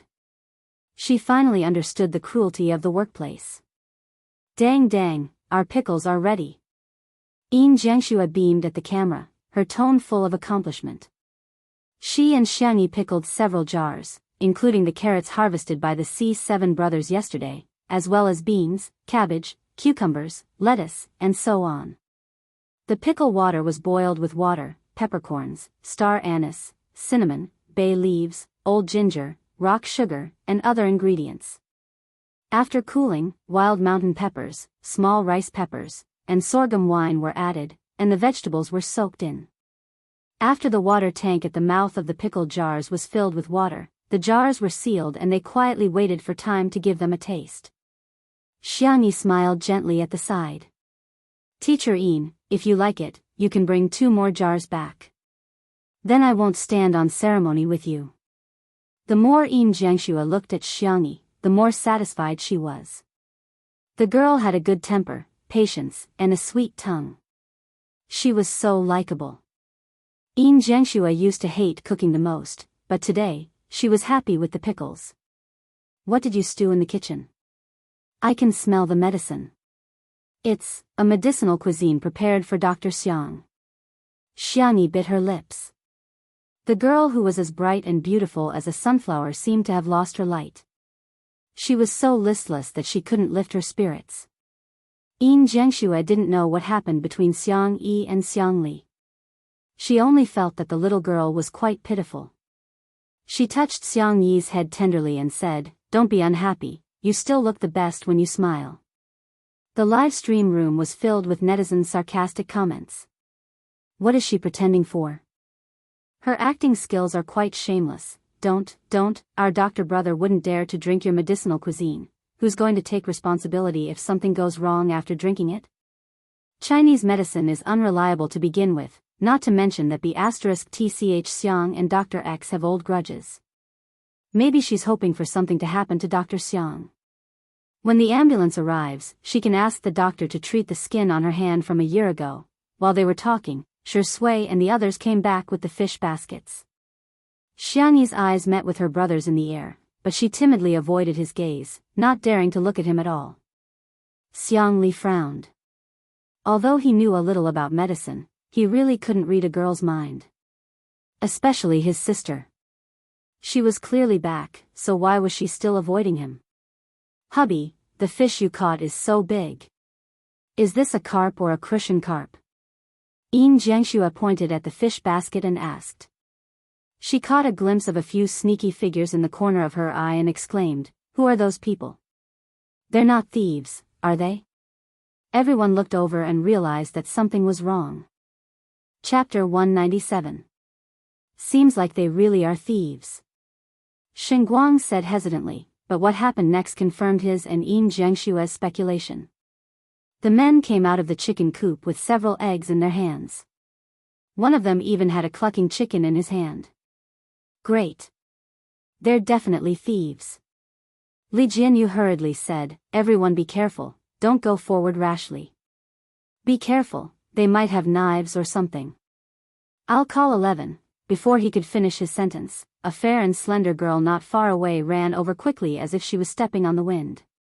Li Jianyu's eyes widened as he silently complained in his heart, "Sister Yi said you don't know martial arts. What else could this be if not Qinggong? The netizens in the stream? Let's not talk about anything else. The Xiang actress is running a bit fast, so what if she runs fast? She's alone, can she beat the thieves? But then again, these thieves are a bit arrogant, stealing chickens in broad daylight. This chicken is so fragrant. Ah, so fat." Yin Zhengxue panicked and shouted, "Little Xiangyi, stop. Don't be impulsive. They have more people." The next second, she grabbed her husband's fishing rod and rushed forward. "Xinguang, as expected of my wife." He helplessly followed, not forgetting to grab a fishing rod. A gentleman uses his mouth, not his fists. But he can use his weapon, the netizens? Is it okay for the husband and wife to attack together? Shui and Xiang Li also strode forward. The scene was completely chaotic. The cameraman and lighting technician all followed, while the other crew members also grabbed wooden sticks and shovels. Some even grabbed ropes. By the time they arrived, 4 thieves were lying on the ground, and the last one was easily blocked by Xiangyi. The two sides were in a stalemate. Everyone, for some reason, they felt like their presence was unnecessary. Xiangyi's face was cold. "Why did you steal?" In front of her was a teenager. His hair was shaved very short, and there were a few new and old wounds on his forehead and face. He was like the most difficult person to control, and the corners of his mouth curved into a wanton arc. "If you want to steal, then steal. Do you need a reason? At most, I'll just return it to you." When the youths on the ground heard this, they laughed and took out eggs from their pockets and threw them on the ground. Pa, pa, pa, the egg hit the cobblestone path and broke into pieces. The egg white and yolk flowed all over the ground. It was so quiet that only the sound of the wind could be heard. However, there was a heated discussion in the live stream. "Are you kidding me? They are all hooligans. They don't look like poor kids from the way they're dressed. It's so infuriating to deliberately ruin the food." DBQ, let me digress, the guy leading the group is a little handsome. The campus gang leaders in novels all have faces now. Xiangyi frowned and her eyes fell on the young man. She slowly pulled out the shirt tie hidden in his coat and tightened it. The young man was forced to lean forward and the distance between them was shortened. The young man's heart skipped a beat. Right in front of him was an extremely beautiful face. Her skin was as white as porcelain, and her eyes were as cold as the stars. Plop, the young man's Adam's apple bobbed slightly as he said fiercely and arrogantly, "Let go of me." Xiangyi raised her eyebrows. "Little kid, let go of my chicken first." Under everyone's watchful eyes, the girl calmly snatched her chicken from his hand and put it back into the chicken coop. "Now, we can start settling the score." Chapter 198. There was a moment of silence. The rebellious teenager said carelessly, "I don't have money, I can't afford it." The other boys also expressed that they were penniless. Seeing that they were all quite young, Yin Zhengxue couldn't bear it. "Why don't we just forget it? It's just a few eggs anyway, they're not worth much, we can't just let it go." Xiangyi took out her phone and asked without looking up, "What's your guardian's phone number?" The comments began to scold, "It's just a few eggs, is it worth it? The child is still young, must she be so calculative? She's always bragging about being fair, rich, and beautiful. Why would she care about such a small amount of money? It's probably because she's stingy enough that she can become rich. B*TCH Xiang is really outrageous. I know this kid, he's the son of our company's boss. Why would he steal?" "No, I have to tell our boss quickly." The rebellious teenager's body stiffened before he said stiffly, "I don't remember." "Your teacher's phone number?" "I dropped out of school." Xiangyi looked up and stared at him for a while. The teenager felt inexplicably guilty under her gaze, and he felt that her calm eyes had already seen through all their plans. Xiangyi put away her phone. "Then stay and work, pay off your debts with your labor." The teenager was stunned and said, "You're illegally using child labor. Yet you still trespassed into other people's homes and destroyed other people's property, causing me huge losses."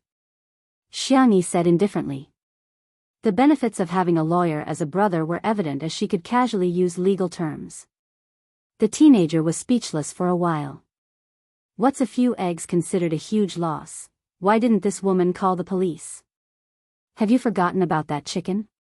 What you're doing is considered attempted harm. The boys were rendered speechless and were ordered to clean the chicken coop by Xiangyi in a daze. The girl avoided the camera and gestured to Li Jianyu. The two went to the side to talk. "Please find 2 people to get some information from. I suspect these kids have other motives." "Huh? Aren't they just a bunch of naughty kids?" Xiangyi shook her head. "My intuition. They seem to want me to call the police, but if I do, they'll have a criminal record. Burglary was against the law." Li Jianyu was stunned. "What kind of operation is this? You want to go to the police station for a day trip?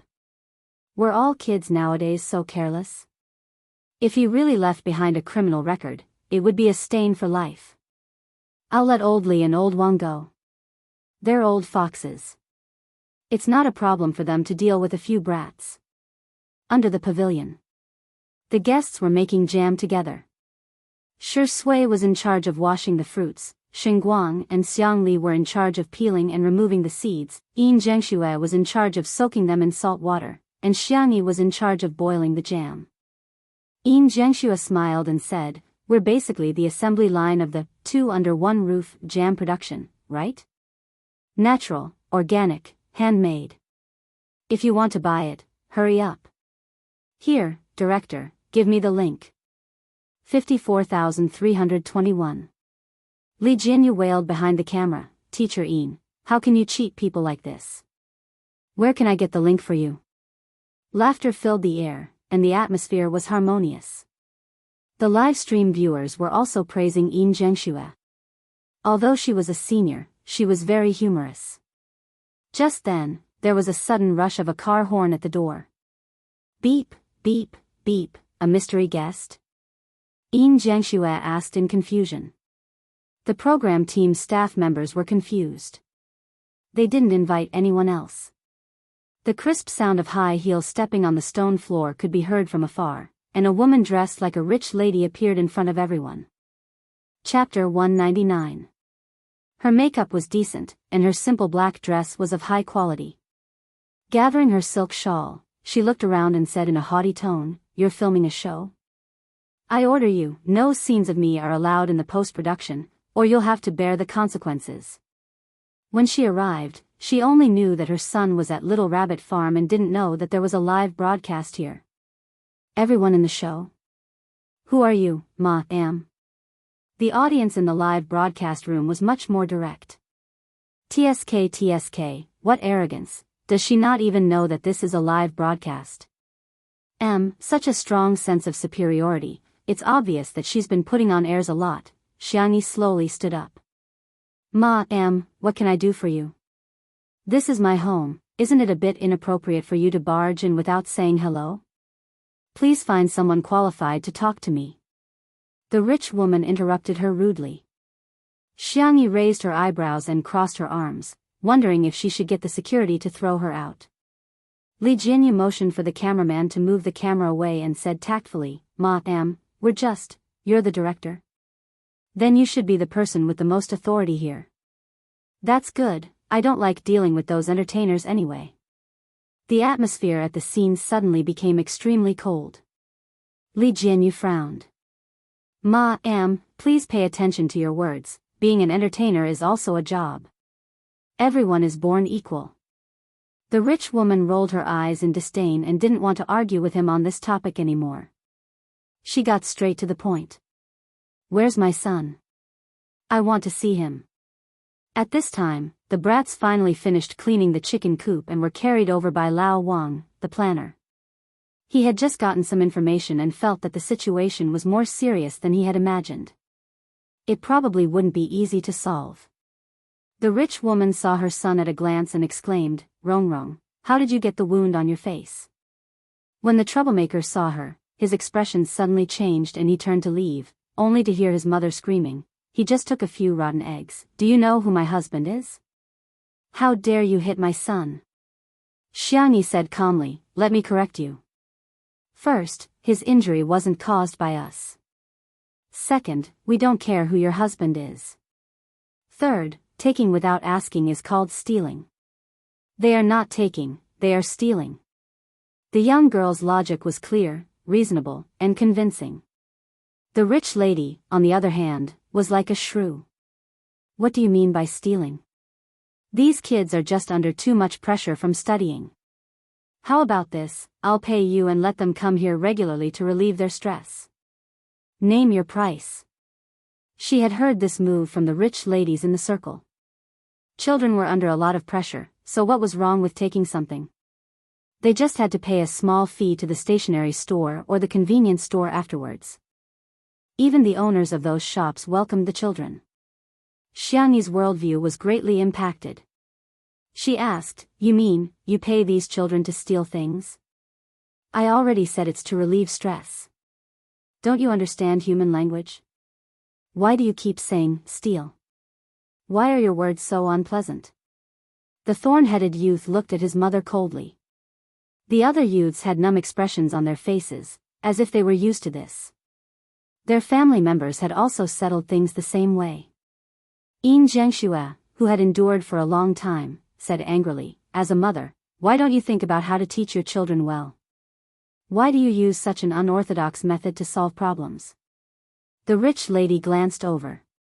She also watched movies and recognized Yin Zhengxue. She sneered, "I was wondering who it was. So it's a hen that can't lay eggs. What right do you have to talk about others?" Chapter 200. Hearing the words, "hen that can't lay eggs," Yin Zhengshue's face turned pale. As the saying goes, don't hit someone in the face, and don't expose their shortcomings. This sentence was the most hurtful to Yin Zhengxue. The netizens watching the live stream were also furious. Where did this shrew come from? I really want to slap her across the screen. Teacher Yin can't give birth even if she wants to. She's already in so much pain, yet she still wants to expose her scars. I'm so angry. Mother Yin loves children so much. She dotes on Shui like her own son, but she ended up being scolded by this crazy woman. I feel so sorry for her. Guang immediately hugged Yin Jiangxue and comforted her softly. Yin Jiangxue's eyes turned red. However, the rich woman was not ashamed and instead felt proud. You're jealous of others because you can't give birth. I can educate my son however I want, but it's not up to you to criticize him. Enough. The rebellious young man suddenly hollered and looked at Xiangyi coldly. What did you say just now? Trespassing into someone else's home? She's already committed a crime.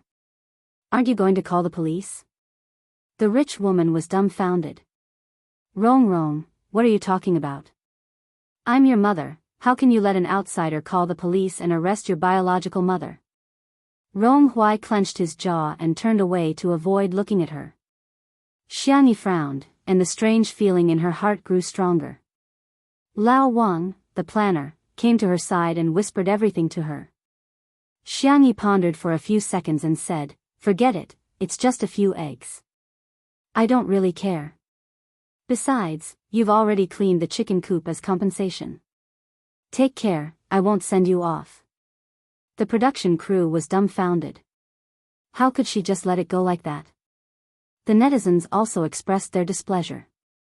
The actress Xiang is just bullying the weak and fearing the strong.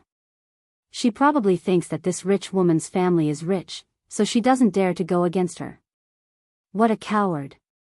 But all of a sudden, the young girl's tone changed. You guys are from Mingxi Boys High School nearby, right? Today is the homecoming day. I'll send you back to school and each of you will write a self-reflection in front of the form teacher. The rich woman yelled, Didn't you say that you don't care? Why are you writing a self-reflection? The youths were extremely excited. Rong Hui's Adam's apple bobbed as he suppressed his emotions and pretended to be nonchalant. Sure, send us there then. Xiangyi said, I'll get the car. We've been together for so many years. One car isn't enough for you. The girl said calmly, Don't worry, I can fit you. It's a convertible. Rong Hui muttered in his heart, Could it be a convertible sports car? A few minutes later. Everyone looked at the convertible tractor that Xiangyi borrowed from Little Rabbit Farm and fell into a mysterious silence. The corners of Rong Hui's mouth twitched. Why does such a beautiful sister drive a tractor? What are you waiting for? I have a tractor license, Xiangyi said calmly. Rong Hui got into the car expressionlessly. The other children followed. The lady said, Allow you to come down. How can you sit in this kind of car? Rong Hui said coldly, I just want to sit here. Aren't you busy? Anyway, there are teachers in school. You can leave now. Hearing this, the lady hesitated. She did have an afternoon tea salon to attend. Besides, the management of Mingxi Boys High School was very strict. As long as she was sent to school, there was nothing to worry about. At the thought of this, she took out her mobile phone and transferred some pocket money to Rong Hui. Rong, you have to listen to the teachers when you go to school, okay? I still have something to do, so I'll get going first. Send me a text message when you reach school. Staring at her back view, Rong Hui smirked sarcastically. Chapter 201. In her heart, her son would never be the number one priority. Xiangyi was about to set off when a tall figure suddenly appeared beside her, accompanied by a man's deep and magnetic voice. Let's go together. She turned her face to the side and realized that it was Sure Sui. Naturally, she sat on her left. The driver's seat of the tractor was very spacious, so it was fine for one person to sit. However, the young lady felt that something was amiss. Before he had time to think about it, another gentle and clear voice sounded, I want to go too. Xiang Li sat calmly on his sister's right. Huh? Brother wants to go too. It was fine for two people to sit in the driver's seat, but it would inevitably be a little crowded with three people. The slender girl was sandwiched in the middle like a vegetable leaf in a sandwich. Everyone was dumbfounded. The netizens were dumbfounded. What kind of operation is this? Could it be that the tractor is very attractive to Prince Charming? This scene is so funny. Is this a lifestyle variety show or a comedy variety show? 1, 2, 3, 4, 5, 6. As long as you have a tractor, you can have 6 men. I'm going to order a tractor now. The production team drove another car and followed them to film. Li Jinyu teased, "We're considered to be filming an outdoor scene. Guys, give us some 666, because this segment was too entertaining." There were fewer comments scolding Xiang Yi. In the beginning, Rong Huai and the rest were still a little nervous for fear that the tractor would be bumpy. To their surprise, the pretty girl was indeed someone with a driving license for agricultural machinery. Not only did she look ethereal when driving the tractor, but she was also very proficient at it. The tractor drove steadily on the road. Soon, they arrived at Mingxi Boys High School. Xiangyi had heard of this school before. It was a very strict private high school, and there were rumors that going there for a few months was more effective than going to Transfiguration. Many wealthy and middle-class people in South City liked to send their children to this school in the name of training. It was said that the children who graduated from this school were very outstanding and self-disciplined. They were like geniuses. Xiangyi turned around and asked, "This is the place, right?" The boys remained silent. After a while, Rong Huai gritted his teeth and said softly, "Yes." In order to sharpen his acting skills, Shi Sui had once studied a series of micro-expressions. He was keenly aware of the abnormalities of the teenagers. He exchanged a glance with Xiang Li and reached a consensus through eye contact. There was something wrong with this school. Seeing the car at the school gate, someone from the security booth immediately came out with a stun baton in his hand and shouted, "Are you the students' parents? Didn't I tell you that cars are not allowed to drive to the school? Students have to walk from Bo Shui Road." Xiangyi frowns almost imperceptibly. Bushui Road is at least a few kilometers away from here. How can he walk here on such a hot day? Was this reasonable? That's not right. Why did you bring a camera? The security guard saw the camera equipment in the car next to them and his facial muscles twitched. Turn it off. Hurry up and close it. Otherwise, I'll smash it. This is illegal filming. Li Jinyu got out of the car and negotiated in a friendly manner, "You guys, we are a variety show. May I ask if we can go in and record? It won't take long." The security guard objected anxiously, "No. You must leave immediately. Otherwise, we'll call the police."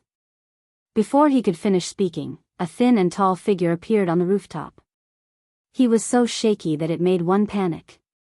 Chapter 202. Li Jinyu got a great shock and exclaimed, "There's a child over there." The netizens in the live stream were also shocked.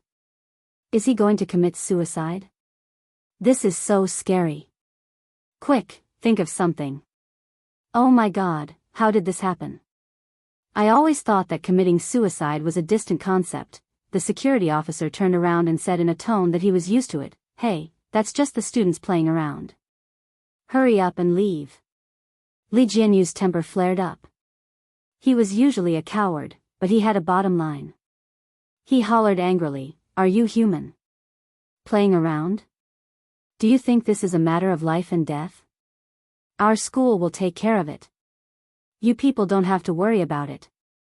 The security officer threatened. "I said, no filming." He waved the electric baton in his hand and was about to hit the camera. The cameraman, old Zhang, was very experienced. Although he was carrying heavy equipment and was a little plump, he was very agile and nimble. He dodged the attack.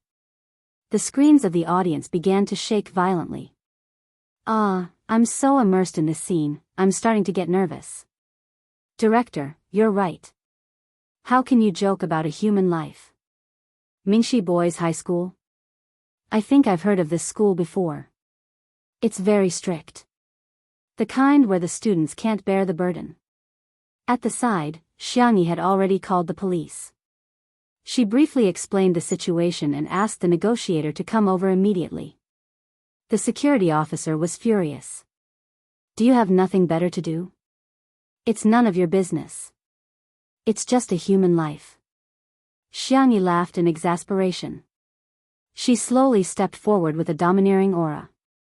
The security officer subconsciously wanted to hit her, but she easily grabbed the electric baton and snatched it away. It's just a human life. Don't you have any respect for life at all? The security officer immediately cowered and hurriedly retreated. Behind her, Rong Hui suddenly said, "It's probably because I'm used to it. Don't spout nonsense. Hurry up and enter the school, don't mix with these strange people." "What should I do? I'm a rebellious person, but I don't want to do as you wish." Rong Hui licked the corner of his lips and said in a nasty and ruffian manner, "Sister, he looks so fierce. I'm scared." The young man tugged at the corner of Xiangyi's shirt and complained openly. The other boys also realized that Xiangyi was very reliable. They were like little chicks in the game Eagle Catch Chicks. One of them grabbed the clothes of the other and hid behind Xiangyi. It felt like a naughty child had found a backer. Shi Sui narrowed her eyes slightly. Xiangli was also unhappy. The two men had the same thought in their hearts: little brats and whatnot are really annoying. The negotiators arrived as fast as they could. With the police leading the way, the security guards didn't dare to stop them this time. Xiangyi and the others also entered the school. The principal hurried out of the office and said in a dignified manner, This is a misunderstanding. It's like this: our school held an art exhibition some time ago, and this student was imitating performance art. He was used to brainwashing the parents of the students, thinking that the whole world would believe him. Unfortunately, no one paid any attention to him. Are you reporters? Which unit are you from? The principal broke out in cold sweat. Why don't you turn off this equipment first? You have to apply for an interview first. Rong Hui stuck half of his face out from behind Xiangyi and stared straight at the principal, seemingly provoking and relieved. It's not an interview, it's a live stream that millions of people can watch. Chapter 203.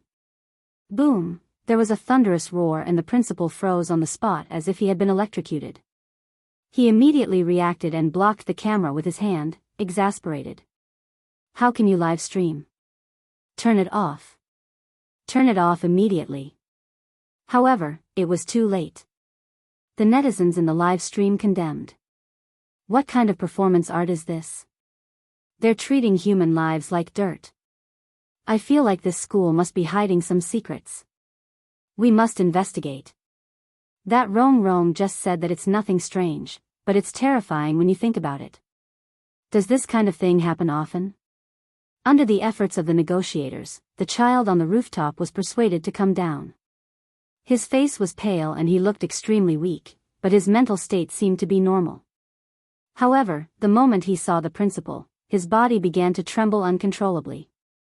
He was as helpless as a broken petal in the storm. It was fear that came from the depths of his soul. Boo-hoo. He subconsciously wanted to run towards the rooftop, but fortunately, he was stopped. Rong Hui watched this scene coldly, seemingly indifferent. However, his hands hanging by his side slowly clenched into fists. Sister, he called out to Xiangyi in a teasing tone. Are there many people watching your live stream? Are there 100,000 viewers? Xiangyi said, I don't know, there should be. She had never paid attention to the statistics of two under one roof, and had no idea at all. Wow, that's very influential. Rong Hui casually placed his elbow on Xiangyi's shoulder, but he knew his limits and did not put his entire body weight on it. However, this action seemed very roguish. Before Xiangyi could speak, two cold male voices sounded in unison. Take your hand away. Don't you want your hand anymore? The two men had a strong aura and their gazes were extremely oppressive. Rong Hui was a wolf cub who could easily deal with his peers, but he instinctively sensed danger when facing them. He retracted his hand resentfully and asked in a low voice, Sister, you have two boyfriends? Do you mind if there's one more? Xiangyi said, Kid, you're asking for a beating. Rong Hui said, Sister, can't I think about it? Xiangyi raised her eyebrows slightly, and the coldness in her eyes made Rong Hui's heart palpitate. The little wolf cub's Adam's apple bobbed as he swallowed his saliva. Sister, I'm good. I won't think about it anymore. Don't you think it's a little strange? Li Jianyu scratched his head. It's an indescribable feeling. Xiangli looked around and said slowly, sound. Li Jianyu's eyes lit up. That was right. It was a sound. Since it was homecoming day, there should be a lot of people in the school. However, other than Rong Huai and the other children, the campus was empty. Moreover, even though such a big thing had happened, there was not a single student in the corridor or by the window who came out to watch the show. Even the boys who went to steal the eggs with Rong Huai did not seem surprised at all. Their expressions were so numb that they seemed to have lost their souls. Rong Huai walked in front of the camera. His face was extremely photogenic, and when he smiled at the camera, he looked frivolous and dashing. Because if you make a sound, you'll be locked in the little black room. The principal roared, "Shut up. Don't spout nonsense. There's something wrong with his brain. Don't believe what he says." Rong Huai tilted his head, and the scars on his face intertwined. His smile gradually faded, and he looked like a sickly teenager. What should we do? I seem to like being a mental patient. Chapter 204. The pop-up comments flooded in like a wave. Ah, his features determine my values. I love sick people the most. I love this brother. Am I the only one who thinks that Rong is very tough? The principal obviously has a problem. I'm envious of his defiant character. I'm the kind of person who doesn't dare to argue with someone who cuts in line. Countless comments flooded the screen.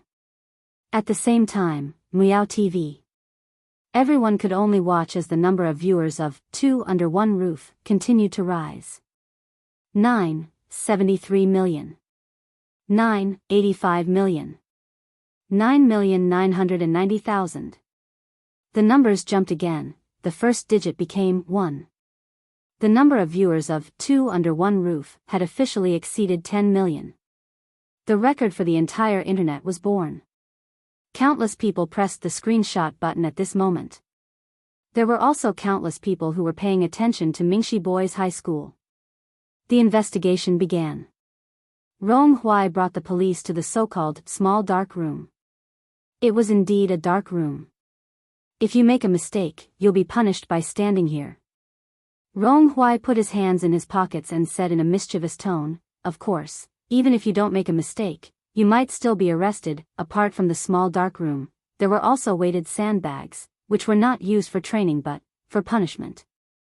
The teachers' offices were equipped with electric batons like the ones in the hands of the security guards. There were too many of them. There were too many to mention. Rong Huai's cynical mockery, coupled with the live stream footage, was simply shocking. Is this considered a school? Or a prison? F***ck, are they still human? They're running 5 kilometers at every turn and dousing people with water in the middle of winter. All personal items are confiscated when entering the school, and even their cell phones have to be handed over to the teachers. Even the text messages to their parents are edited by the teachers. Don't the students have any right to privacy at all? The principal tried to quibble. We're imitating foreign elite schools and implementing militarized management and gentlemanly education.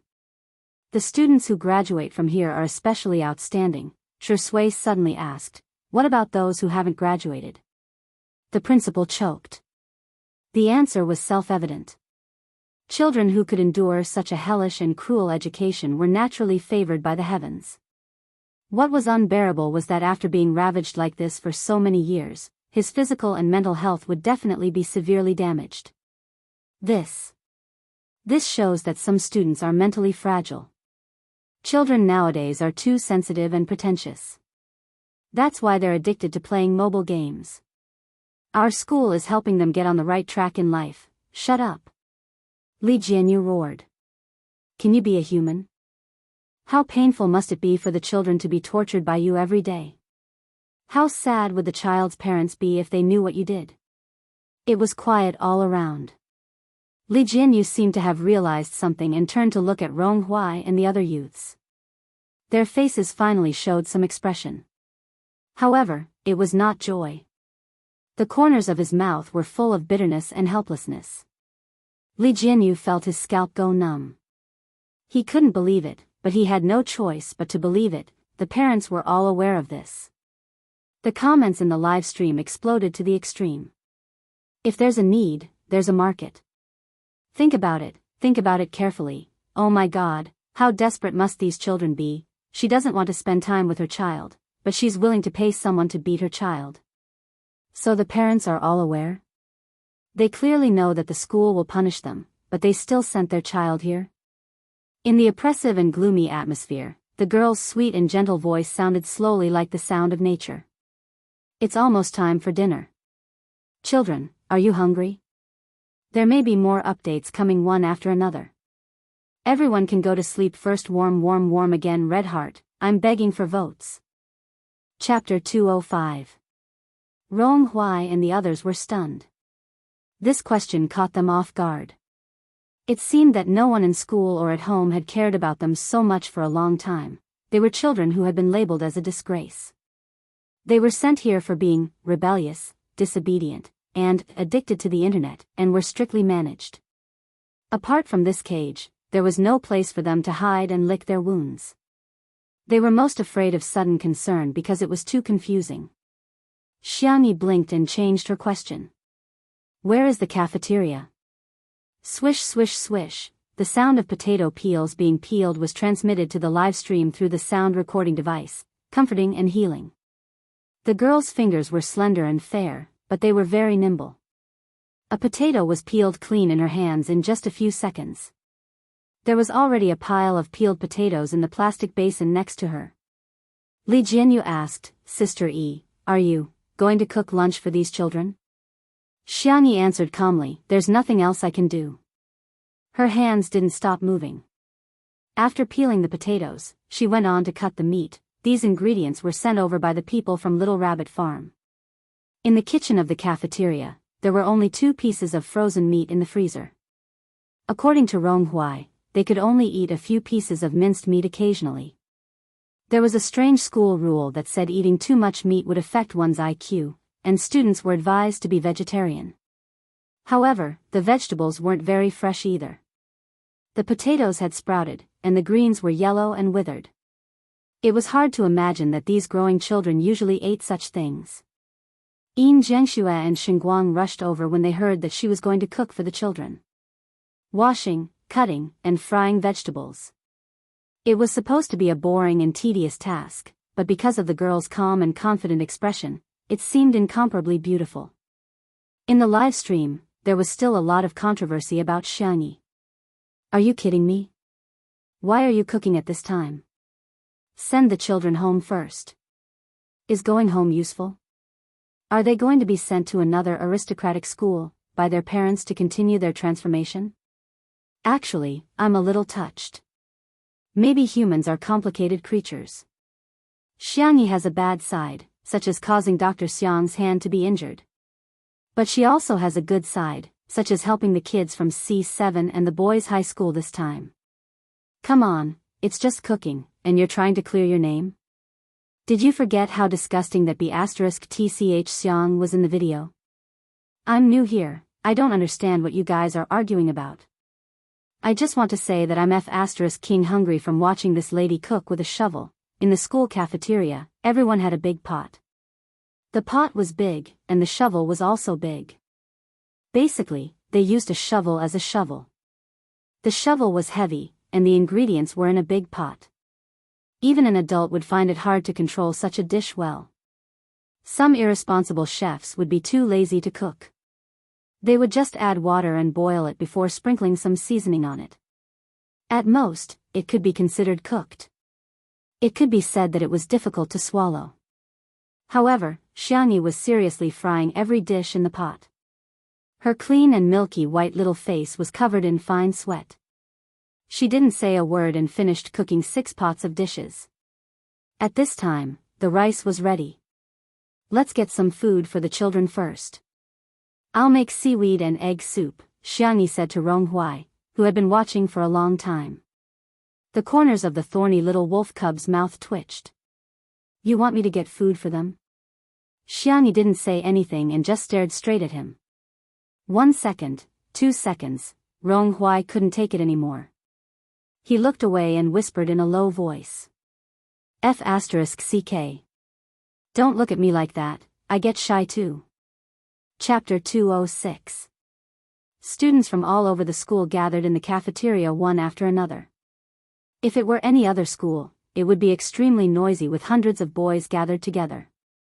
But here, no one made a sound, and it was so quiet that even the sound of breathing could be heard clearly. No one spoke, and no one had any expression. They were all numb, mechanical, and zombie-like. It was unimaginably oppressive. They didn't even dare to imagine what kind of means the culprit had used to make them so obedient.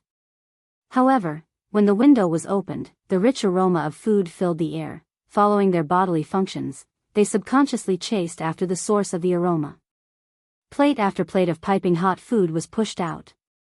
Vegetarian 3 delicacies, scrambled eggs with tomatoes, stewed beef with potatoes, grilled eggplant with sliced meat, vinegar cabbage, fried pork liver with cucumber. They were all very common cafeteria dishes, but they exuded a rare domineering aroma. The most intuitive feeling was that they were hungry. The demon-like cooks had disappeared and were replaced by Rong Hui and a few of his close friends. The young man knocked the bowl with his spoon uncomfortably and said arrogantly, "It's time to eat. Get your own plates and line up." No one dared to move, for fear that it was a dream. The group of children stared at the food eagerly, looking like they wanted to eat but didn't dare to. They were like stray puppies who only dared to hide in dark and dirty corners and didn't even dare to approach the trash can. In the live stream, "I'm getting old and I can't watch this anymore. I'm in tears. Ah, hurry up and eat. Everyone has to eat 2 more bowls, okay? They've trained people to be more obedient than dogs.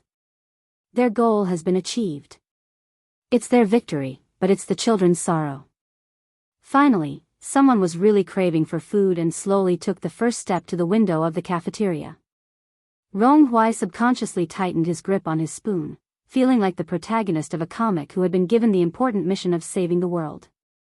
"Which dish do you want to eat?" His tone was fierce, but he was very generous with the rice.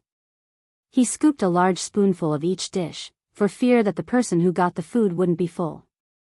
After the first person, there was a second one. The line formed a long queue. The first child who got the food carefully stuffed it into his mouth, and his eyes instantly widened. Hot. Cooked. And very tasty, smell. He was stunned for more than 10 seconds before burying his head into the rice. As he ate, tears began to fall. More and more children joined in the food-eating camp. Everyone ate with great relish, as if this was some kind of precious delicacy in the world. At first, Li Jianyu was a little puzzled. He tasted the food. Although Sister Yi's cooking was good, there was not much room for her to show off. To be honest, the taste of these dishes was far worse than what she usually cooked. Xiang Li saw his doubts. He pushed his silver-rimmed glasses and said in a low voice, "The best seasoning in the world is hunger." In an instant, Li Jianyu suddenly understood why Xiang Yi wanted to cook for these children. Because he was really, really hungry. He turned his face away and blew his nose vigorously. F***ck these scumbags. After scooping the last bowl of soup, Rong Hui was so tired that he almost couldn't lift his arms. However, when he saw Xiang Yi coming over, he immediately straightened his back and pretended to be cool and aloof. In the next second, a fragrant meat bun was stuffed into his mouth, accompanied by a quiet and gentle voice. "Let's go eat." Chapter 207. Rong Hui was stunned for a moment before he mumbled, "Do you think I'll eat it just because you asked me to?" He subconsciously chewed on it. Xiang Yi smirked and said, "Spit it out, then." Rong Hui turned around and said, "No." "Humph. Ah. It smells so good. It smells so good. It smells so good. Pretty sister's culinary skills are amazing." Xiang Yi found a corner to sit down and rubbed her sore wrists. She was tired too, but she didn't want to express it. A tall figure suddenly appeared beside her. Xiang Yi turned around to see that it was Shui. He was on the phone with someone. "Okay, send me a digital copy of the contract when it's settled. After hanging up, the man took out a packet of portable ointment.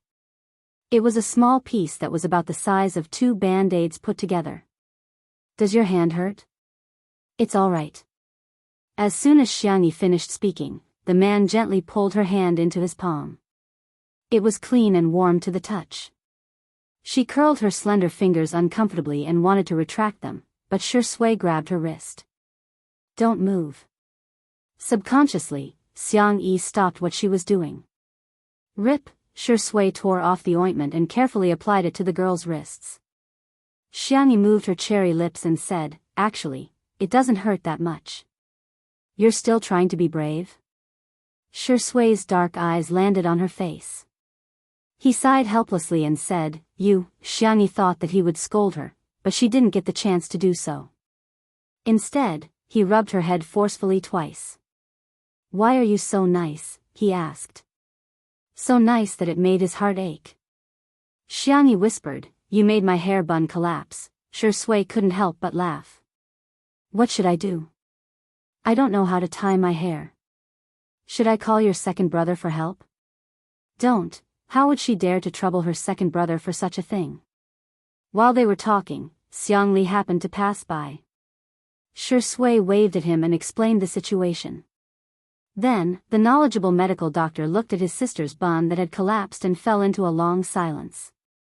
Xiangli pondered for a while and suggested sincerely, have you ever thought of cutting your hair short? Shui sneered, you don't know how. Xiangli sneered, you know how to do it? Of course they wouldn't. The two men, who didn't know how to tie their hair, childishly heard each other. Xiangyi said, I'll do it myself, don't worry, I'll find a tutorial to learn. Shui calmly took out her phone and searched for videos. Xiangli raised his eyebrows. In terms of learning ability, would he lose to Shui? The two men were engrossed in the hair tying tutorial, unable to extricate themselves. A moment later. Thank you, big sister, for cooking for us. A tall and thin boy looked at his toes and thanked her shyly. Xiangyi recognized him. It's you. It was the boy who went up to the rooftop. The boy said embarrassedly, I'm sorry, I'm embarrassed. The teachers were right, I'm a useless and cowardly piece of trash. No. Xiangyi's tone was firm. You're not a piece of trash, you're not useless. You might not even know what your talent is. You might not even know what your hobbies are. You might become a super powerful person in the future or develop a strong interest in a certain field. You're still very young and there are endless possibilities. There are too many beautiful things in this world that you haven't had the time to experience. Life is long and the pain you're going through now is just a short period of time in your life. Life is irreversible. It's irreversible. So no matter how difficult it is, you have to live on and live on peacefully. You're an independent individual. You are yourself and the meaning of your existence. Chapter 208. The boy listened quietly, and his dark eyes lit up. His family would only say, we're doing this for your own good. We've sacrificed so much for you, yet you're letting us down. Are you worthy of us? He had apologized countless times and even hated himself for it. He hated himself for not being a smart child, for not having a lively personality, and for not having a good EQ. Coming to Mingxi Boys High School was the beginning of hell. His body, personality, dignity, privacy. Everything could be trampled underfoot. Trash, coward, useless. These insulting words would be heard all the time. However, she said, you're important, you have to live well, your existence is meaningful. The boy couldn't help but sob. Seemingly panicking over his loss of composure, he rubbed his eyes with his hands, trying to hold back his tears, not daring to make a single sound. However, for some reason, the more he wiped, the more his tears fell. A teenage boy crying like this should have been a ridiculous scene, but at this moment, it somehow seemed sad and pitiful. Xiangli was silent. In fact, he didn't quite understand human emotions. When it came to rationality and sensibility, rationality would always prevail. However, Xiangli knew that his sister couldn't stand such things. She might seem distant, but she had a soft heart. He silently handed his sister a clean handkerchief. Xiangli froze for a moment before taking it. There seemed to be an invisible tacit understanding between the siblings. Even without words, they understood each other's feelings. Her brother wanted her to comfort others. Xiangli got up and gently patted the boy on the back. She said gently, "It's okay, you can cry." The boy couldn't hold it in any longer and burst into tears. It was as if he had been venting his emotions for a long time. It was more like he was relieved of a heavy burden. He covered his face with the handkerchief and cried his heart out. The camera captured this scene from afar. Although the guests had turned off their microphones and couldn't hear clearly, their body movements had the function of conveying words. It was the most primitive and direct expression of emotions. "Damn it, something went into my eyes, sigh, it'll be fine if you just cry it out. You don't even dare to cry. It's so sad, how should I put it? The vase fairy may have a lot of bad points, but she also has a good side. When she's gentle, she can be quite piercing." Seeing that Xiangyu was coaxing the boy, Rong Huai, who was not far away, gnawed on his sixth bun. "It's amazing that you can cry. When he was in kindergarten, he cried very fiercely and would even roll on the ground." Suddenly, there was movement at the door. There were cries, shouts, and hurried footsteps. It was his parents who had rushed over after hearing the news. Some parents who didn't know what was going on hugged their children, and the whole family burst into tears. They had only heard that the management here was strict, so they had spent a lot of money to send their children here. After the children had been brainwashed, they did not dare to say anything at home, so they did not know that the children had suffered so much. There were also parents who anxiously asked the police at the scene, "Why did they close such a good school? Where are our children going if they're locked up? Did you misunderstand? The principal and the teachers are doing this for the good of the children. Do you know that there is severe corporal punishment in this school? But our children's grades have improved and they've become obedient. If you close the school, what if they become rebellious again?" Chapter 209. You can't just find fault with the child. Parents have the responsibility to educate him too. We're so busy, how can we have the time to teach him? Please, don't close the school. Upon hearing their conversation, Ronghuai's eyes were full of disgust and he was so angry that he ate another bun. What an annoying adult. However, he habitually looked around, only to find that his parents were nowhere to be seen. He paused in his chewing and returned to being a frivolous prick. "It's all right. I don't need my parents that much anyway." The young man slowly ate one bun after another, as if he could fill the disappointment in his heart as long as he ate enough. A sharp-eyed parent saw Xiangyi and stepped forward to criticize her. "Who told you to be a busybody? Do you think you're a judge who brought the production team here to uphold justice? Let me tell you, we don't need it at all. Now that the school is going to be closed, how are you going to compensate us for our losses?" Xiangyi remained calm and waited for the other party to finish throwing a tantrum before saying leisurely, "I forgot to tell you that this program is a live stream." "Ah!" She shrieked and cursed. "Why didn't you say so earlier?" The cameraman, old Zhang, deliberately moved the camera forward, scaring the other party so much that she quickly covered her face with her jacket. Old Zhang was speechless. "You're so shameless, huh? I thought you weren't human. When it comes to sarcasm, you're still the boss." Shui answered the phone, and after hanging up, he slowly adjusted his cuffs and asked Xiang Yi in a languid tone, "Do you still lack a place to farm?" "Huh. I happen to have some spare cash, so I bought the land of this school." Shui glanced at the parents and said, "Since the school is mine, why don't you plow it and plant vegetables there? Or raise pigs? The black pig meat from last time was quite fragrant." Xiang Yi was speechless. Buy land, to plant vegetables? Raise pigs? She thought about it for 2 seconds and actually felt quite happy about it. "Why don't we build a little rabbit farm here?" Xiang Li said gently, "I'll contact the research institute and set up an experimental field for the newly cultivated Chinese medicine seeds here. With the endorsement of the Research Institute, this school could forget about opening. Xiangyi's eyes lit up. As expected of her brother. Amazing.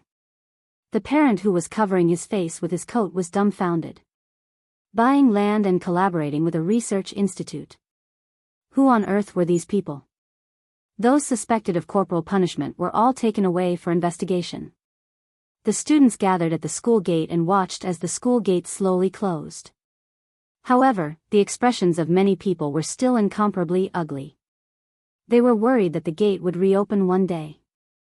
Suddenly, a rumbling sound came from afar. It was unknown who had shouted, F***CK. But in an instant, it became a series of exclamations. Construction trucks, demolition machines, excavators. Countless vehicles drove over and honked their horns. At the front of the excavator, Si Chuanbai, who was dressed in a suit and leather shoes, was expressionless. He looked like his heart was as still as water. Shui noticed him and smiled at him with her arms crossed. Si Chuanbai was speechless. He was a dignified manager. Not only was he ordered to buy land, but he also had to rent an excavator. It was too difficult. It was too difficult for him. Xinguang also drove over with his wife, Yin Jiangxue. The two of them were carrying a plaque that had just been written. The elegant and unrestrained semi-cursive handwriting was written, Little Rabbit Farm 2. Chapter 210. In the live stream, this is so exciting. F***CK, are they going to flatten the school?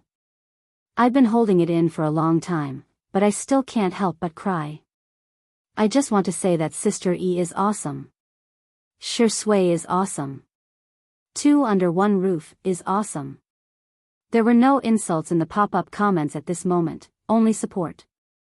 When the first excavator knocked down the school wall, a loud noise suddenly broke out in the dusty scene. Cheers, roars, and applause formed a rhythm that made one's blood boil.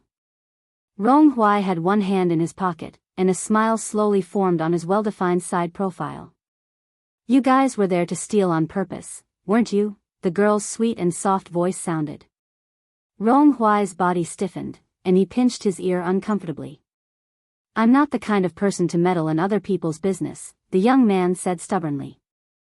Xiangyi glanced at him and said, stealing, live streaming, blowing things up, calling the police, and exposing them. That's your plan, right? Rong Hui's expression stiffened. How did she manage to guess the brilliant idea that the few of them had spent so much effort to come up with? The young man kicked a stone on the side of the road and said awkwardly, Are you trying to say that this plan is very childish? Well, we want to be more mature too. However, they didn't know what to do. This was already the best plan they could come up with. When they learned that there was a live-streamed variety show in the manor, they had never even watched it before, nor did they understand the influence of 2 under 1 roof. They rushed in recklessly without hesitation, not daring to cause too much damage. They even took a long time to mentally prepare themselves for the consequences of stealing a few eggs. After waiting for a few seconds, Rong Hui couldn't help but sneak a glance at her when she didn't answer. The girl's eyes met his, and her beautiful eyes curved into crescent moons. You guys did a good job. Thump, thump, thump, she's praising me. His heartbeat sped up like a drum.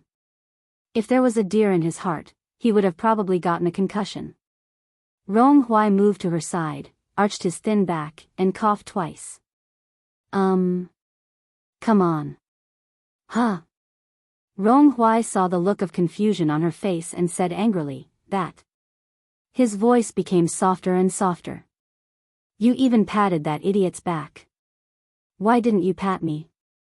In the next second, the girl stood on her tiptoes and used her soft and fair hands to rub his head a few times, just like how Shui coaxed her. Rong Hui was dumbfounded. Being touched on the head, his heart was like fireworks, but he said proudly, You're so short. You have to stand on your tiptoes to touch my head. Xiangyi pursed her lips. Your hair is so prickly, like a porcupine. The young man's hair stood on end. What do you know? This is my hedgehog hairstyle. All right. At this time, Xinguang and Yin Zhengxue came over with the processed plaque. A slender wooden board was nailed onto the plaque. Yin Zhengxue said, "Little Xiangyi, this is your farm. You should be the one to build it." Everyone turned to look at Xiangyi. Not far away, machines roared and buildings collapsed, causing dust to fly everywhere. It was like the ruins in a doomsday movie. The shadows of the trees swayed and cast a large shadow. The girl happened to be standing at the boundary between darkness and light, her gaze calm and gentle. At that moment, a sentence suddenly popped up in Ronghuai's mind. Everything has cracks, and she is the source of light. Chapter 2:11. Xiangyi blinked and said graciously, "Okay." She took the simple plaque from Yin Zhengshue's hands. Her melancholy dissipated a little, and the haters in the live stream immediately appeared again. "Are you kidding me? What's the point of doing this? Hurry up and punish the bad guys. Also, think about what to do with these students in the future. Why are you still so particular about rituals at a time like this? Xinguang really looks like a poor scholar. He might as well donate some money to the children instead of writing this." Ronghuai was thinking about helping Xiangyi dig a hole with a shovel, but before he could do so, he saw the girl pick a piece of soft soil and insert the plaque into the ground. She inserted it. Ronghuai. The netizens in the live stream? Although it's a muddy ground, how much strength do you have, little sister? From now on, this is no longer Mingxi Boys High School. Xiangyi smiled at the children in the crowd. It's Little Rabbit Farm number 2. Some people in the crowd burst into tears while others cheered. All the children, regardless of whether they were happy or sad, finally had expressions on their faces.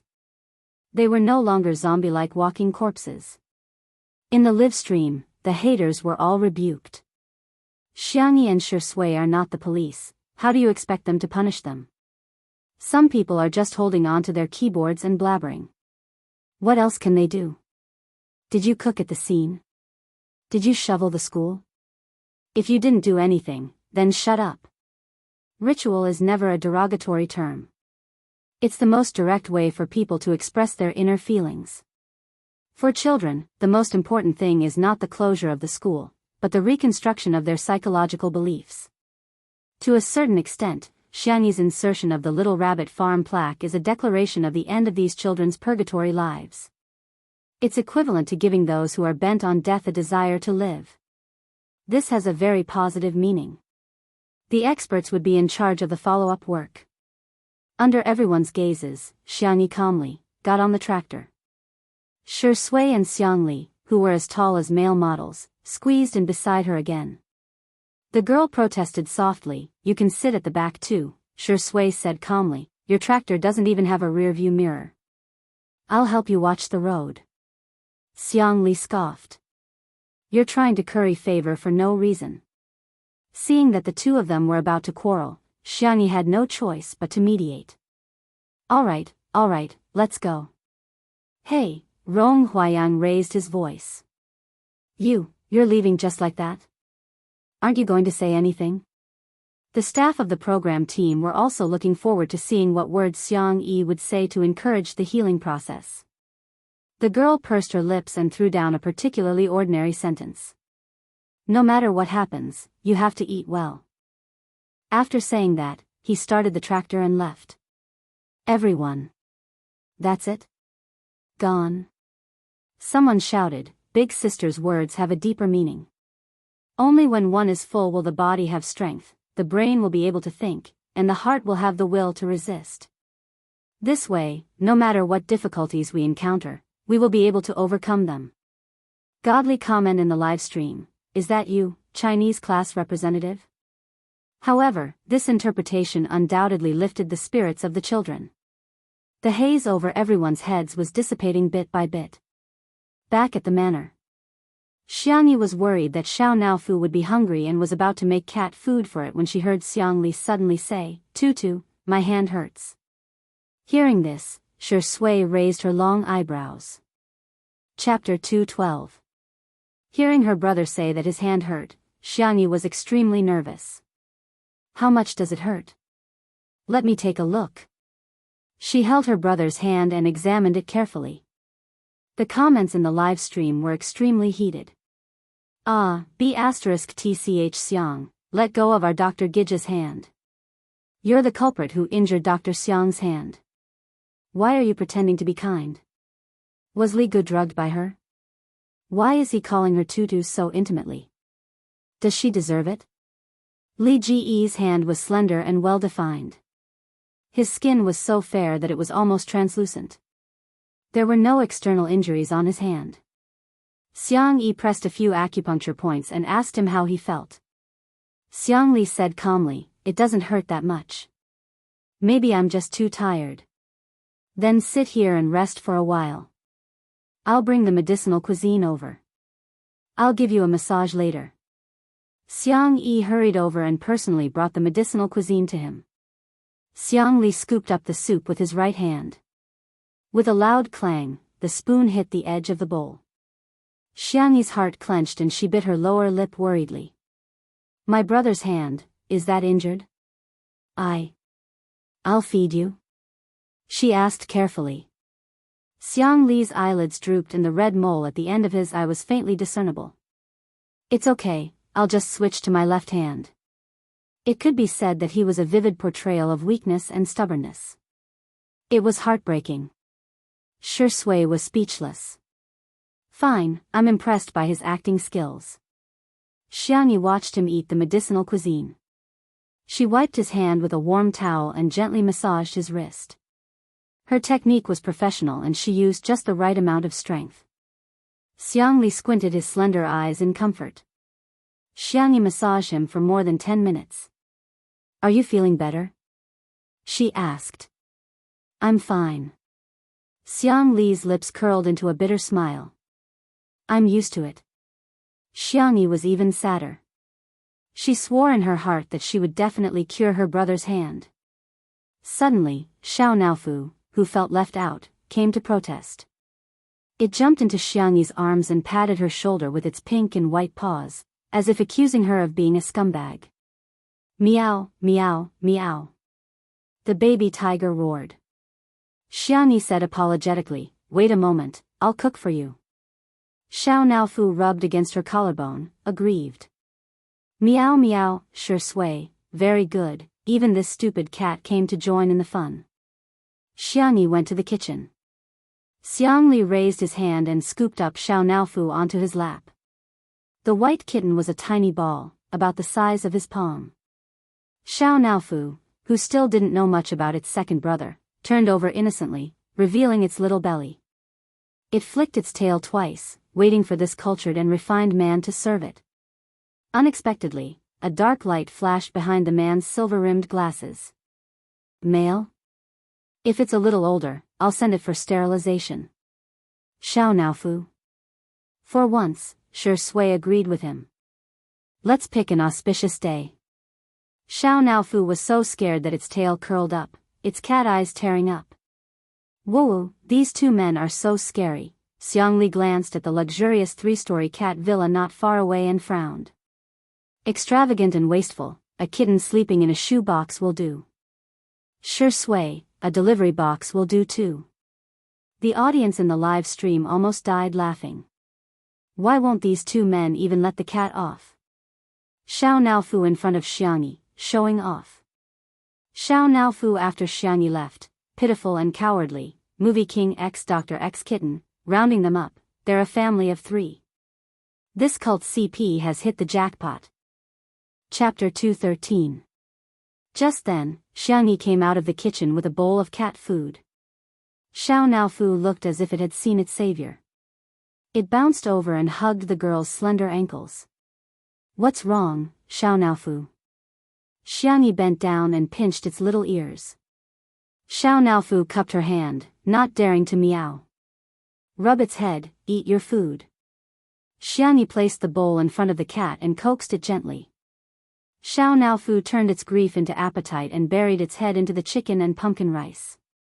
Xiang Yi looked at the two men on the sofa and asked uncertainly, did you two bully Xiao Naofu? Although she felt that Shi Sui and her brother were not childish people, Xiao Naofu looked too pitiful, Shui looked calm. Do I look like someone who would bully a kitten in your eyes? The man's rhetorical question stumped Xiangyi.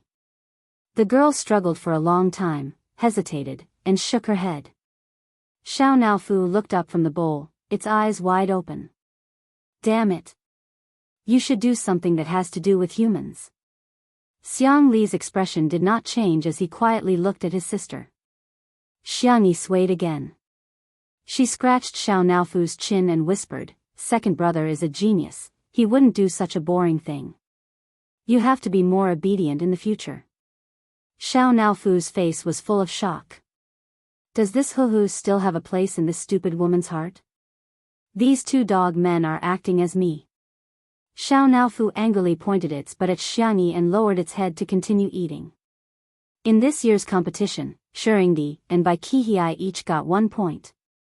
However, the two men were soon unhappy. After Xiangyi fed Xiao Naofu the cat food, she began to comb its fur, feed it nutrition cream, put on ear drops, and brush its teeth. What did it mean to receive special favor? This was it. The two men's faint gazes were about to dig a hole in Xiao Naofu's body. Xiang Yi then accompanied Xiao Naofu to play with the cat's stick and pinball for a while before giving it a kiss and carrying it to the cat hammock to lie down. Xiao Naofu turned around, still sulking at her. Xiang Yi was puzzled and was about to shake the hammock again when she heard her second brother call out to her. "Tutu, my hand hurts again." "Huh? Why so often? Shall I take your pulse?" "Okay." Because it was related to her brother's hand, the young lady took his pulse very seriously. After a few minutes, she moved her fingertips away. It's more serious than she thought. If she had been in her past self before she transmigrated. But now, she was confident that she could be cured. Do you want to try acupuncture? Conservatively speaking, his condition should improve a lot after a few acupuncture sessions. In the live stream, the netizens once again exploded. You just want to cripple Dr. Xiang. Evil spirit, stay away from Dr. Gidge. If you touch him, I'll feel like you've tarnished the untouchable flower. You think it'll get better just because you say so? What if it fails? Who's going to take responsibility? While the comments section was being heated, the girl said seriously, "I can write down a plan and you can show it to the other doctors. If it's feasible, you can get someone else to perform acupuncture for you." It wasn't that she didn't have the ability to perform acupuncture on Xiangli, but she was afraid that her brother wouldn't believe her. The netizens? Xiangli suddenly smiled, revealing the red mole at the corner of his eye. He reached out his hand, the light blue veins on his fair wrist particularly obvious. His voice was gentle and clear. "You can do it. My tutu is trustworthy." Chapter 214. At that moment, Xiangyi thought that she was hallucinating. The girl looked up blankly and didn't respond for a long time. "Tutu, you're already 20 years old, why are you still so silly?" Xiang Li's tone sounded helpless, but it was more like he was doting on her. "What are you waiting for? I'm giving you a chance to bully me, aren't you?" When she was a child, apart from her brother whom she didn't dare to provoke, her younger siblings and uncles had all been bullied by Xiang Li. Xiangyi finally reacted. She took a deep breath and said sincerely, "I will definitely do my best." When the girl went to get the acupuncture tools, the comments in the live stream went viral. "I was just being polite and you took it seriously? Don't you know what kind of medical skills you have? It's one thing to treat a fever and set a bone, but this is an injury to the nerves. If Western medicine could treat it, it would have been treated long ago. Do you think it's your turn?" "I'm convinced. Are these men creatures who think with their lower bodies? Why do they seem so mesmerized when they see the vase fairy? Ah, I'm so angry. Dr. Gidge is a national treasure in scientific research. Doesn't he have any bodyguards around to take down B***tch Xiang? If she keeps messing around, Dr. Gidge's hand will never be able to recover." In fact, there were indeed special forces soldiers protecting Xiang Li in the dark. However, Xiang Li had always been assertive and no one dared to disobey him. Hence, they had no choice but to report it to their superiors. Soon, Xiang Li received a call. His expression was calm as usual. Yes. I believe in her. She will never hurt me. I will bear all the consequences alone. Don't implicate her. Hearing his words, the netizens in the live stream became even more confused. Dr. Gidge, what kind of memory do you have? Have you forgotten that she was the one who caused your injury? Ah, this involves a blind spot in my knowledge. So, what's going on? Could there be something else going on? What's going on? The video is real. The person climbing the rock is indeed the vase fairy. Fans, don't wash it, it's awkward.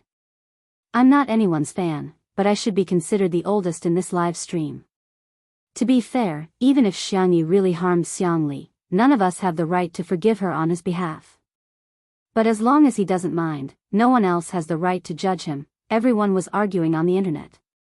In reality, Xiangyi brought a medicine box over. She slowly disinfected the gold needles with an unprecedentedly solemn expression. People who were serious were always exceptionally charming.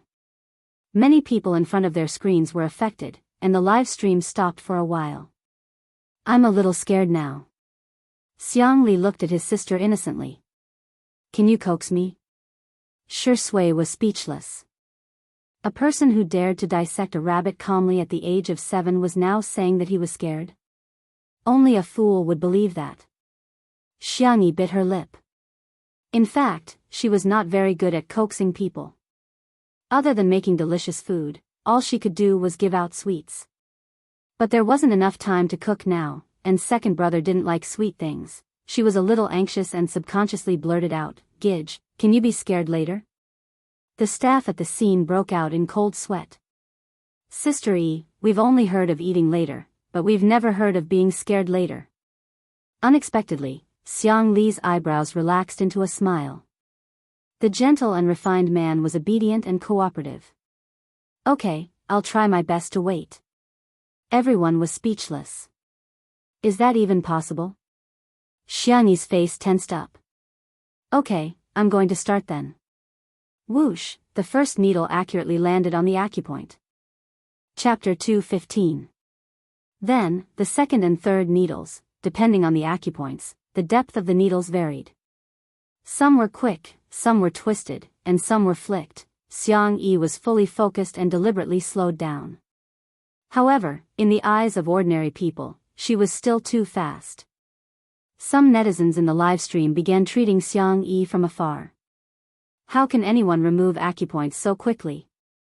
You should at least find the right acupoint before inserting the needle. Wow, has this female star Xiang watched too many TV dramas? And she's watching it on 2x speed? How can acupuncture be done so quickly in real life? I'm a Chinese medicine practitioner. What kind of acupoints did she choose? She's just trying to be fast. She's obviously showing off. Anyway, I've never seen a Chinese medicine master perform acupuncture like this. After the acupuncture was done, Xiangyi's tense nerves finally relaxed a little. Shi Sui handed her a tissue at the right time. She wiped her forehead with it, but the tissue was soon soaked. Xiang Yi asked her brother, how do you feel? Xiang Li pondered for 2 seconds and said, the area where you inserted the needle is warm, and some parts are even a little hot. Apart from that, there's no other discomfort. After he was injured, he visited famous doctors all over the country, and the country had also invited local medical masters to treat him. However, it was only a little hot at most. It had never been as hot as it was now. It's normal to feel hot. Xiangyi heaved a sigh of relief. Since you don't feel dizzy, we'll leave the needle for 10 minutes. After the needle is removed, you should regain some feeling. Xiang Li's eyes lit up. How confident are you? He had never regretted saving his sister because although the core was not hers, the body was hers. However, it would be a lie to say that he had no regrets. Xiang Li was such a proud person, yet he had become half crippled in the field he was best at. He would also feel defeated and powerless. But now, Xiang Yi actually said that he could regain feeling in his hand. Even if it was just a little, he would be satisfied. Xiangyi looked at him in confusion. Since I'm treating you, I'm 100% confident. She thought that her brother was disappointed because he could not fully recover, so she explained in a gentle voice, don't worry. Although you can only recover a little at a time, I promise that with the help of the prescription and moxibustion, your hand will be cured within 5 times. Let your senses completely recover. The girl's confident appearance seemed to glow. Xiangli stared at her. After a long while, he slowly exhaled. Okay, I will definitely cooperate with our tutu. The seemingly calm young doctor's heart was surging with waves. His hand could be healed. It wasn't a possibility, it was possible. He might have doubted the assurances of others. However, he believed his sister's words unconditionally. Little did she know that Xiangyi's words were too absolute, causing the netizens to be dissatisfied once again. The blogger who first revealed that Xiangli was injured was furious and posted another long post. Frowny face noob baldy PhD. I thought Xiangyi V you were just young and ignorant. I didn't expect you to be so vicious. Do you know how desperate Dr. X has been this year? He handed over his most prized research to someone else, not because he didn't want to continue, but because he couldn't do any more experiments. That was research that could win the Nobel Prize in medicine. He had given it to someone else just like that. What about you? His brain was stupid, his personality was selfish, and his medical skills were full of showmanship and exaggeration. Now, he actually dared to say that he could definitely cure Dr. X? What do you think of the intelligence of a genius? What do you think of the efforts of the famous doctors in the country this year? It's not enough that you hurt Dr. X's body, now you want to destroy his will? Your actions are despicable. Your intentions are damning. Chapter 216. As soon as this Weibo post was posted, it caused a heated discussion. Well said, no wonder she's a PhD student. Being cultured is different. I only know how to call her an idiot. Oh my god, is the vase fairy lying to Dr. Xiang? How can she do that? I'm going to cry again. Dr. Xiang trusts her so much. If he finds out that he was lied to, he'll be so upset. The netizens who were watching the show reposted, commented, and liked the post, sending it to the hot search list. Many people even tagged the big shots in the scientific research circle, hoping that they would come forward and say something. However, the strange thing was that none of the big shots spoke up. Some anti-fans took a different approach and tagged the Huaxia Traditional Chinese Medicine Association. They said passionately, shouldn't the traditional Chinese medicine practitioner's license be revoked? Buzz. A notification popped up on the screen. The anti-fans clicked on it and realized that it was a reply from the Huaxia Traditional Chinese Medicine Association. Hello. May I ask who this genius doctor is? Where can I find her? I'm willing to reward you handsomely. The anti-fans were dumbfounded. What the hell? Official Weibo, have you been hacked? He hesitated for a moment before typing, you don't have to thank me. She's a regular guest on a very popular live variety show called The Vase Fairy. After sending it out, he felt that something was amiss. After reading it several times, he finally reacted and hurriedly sent another message. Ahem, I'm sorry, I got used to calling her that. I almost thought that her surname was Vase. Her name is Xiangyi and her Weibo username is Xiangyi. A moment later. Many traditional Chinese medicine masters in the country received a call from the president of the Traditional Chinese Medicine Association. An emergency online meeting was called. More than 10 minutes later, dozens of traditional Chinese medicine masters gathered in the online conference room of a certain software company. Every one of them was a big shot who could be called a divine doctor. The person who presided over the meeting was the president himself. He was already in his twilight years and had deep wrinkles on his face. He was hale and hearty, and his hair was black and lush. Many of the masters even secretly discussed whether the president wore a wig or used hair dye behind his back. I called this meeting mainly to show everyone this video. The president made a gesture and a young boy beside him played the video for him. His excited voice could still be heard. Grandpa, I've confirmed that this video is real. This young divine doctor is only 20 years old. Little miracle doctor? How could a 20-year-old be called a divine doctor? Many of the masters muttered in their hearts. When they were 20 years old, they were still being lectured by their masters. At this moment, the video was shared to everyone's screen. Everyone casually glanced at it and their attention was instantly attracted. The girl in the video was calm and indifferent. She seemed to have the help of the gods when she inserted the needles.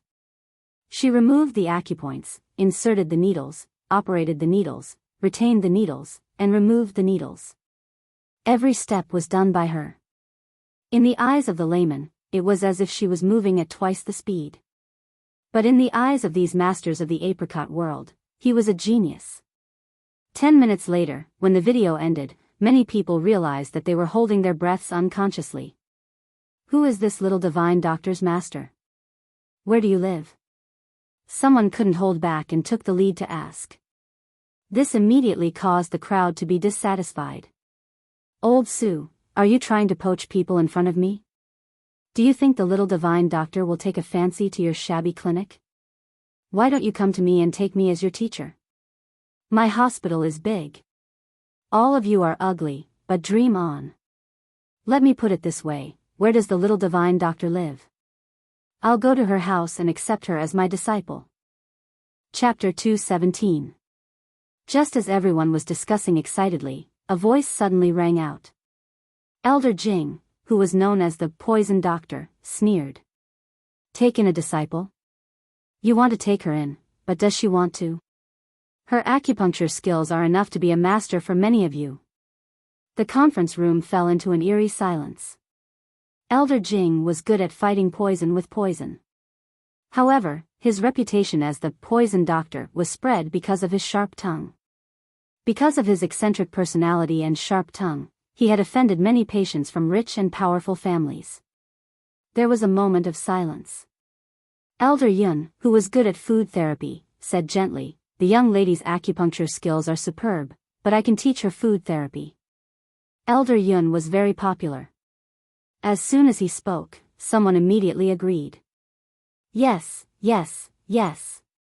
I'm also very good at massaging. I can teach her. When it comes to cupping, if I claim to be second, who dares to claim to be first? The young lady's pulse reading is too slow. I'm afraid she's inexperienced.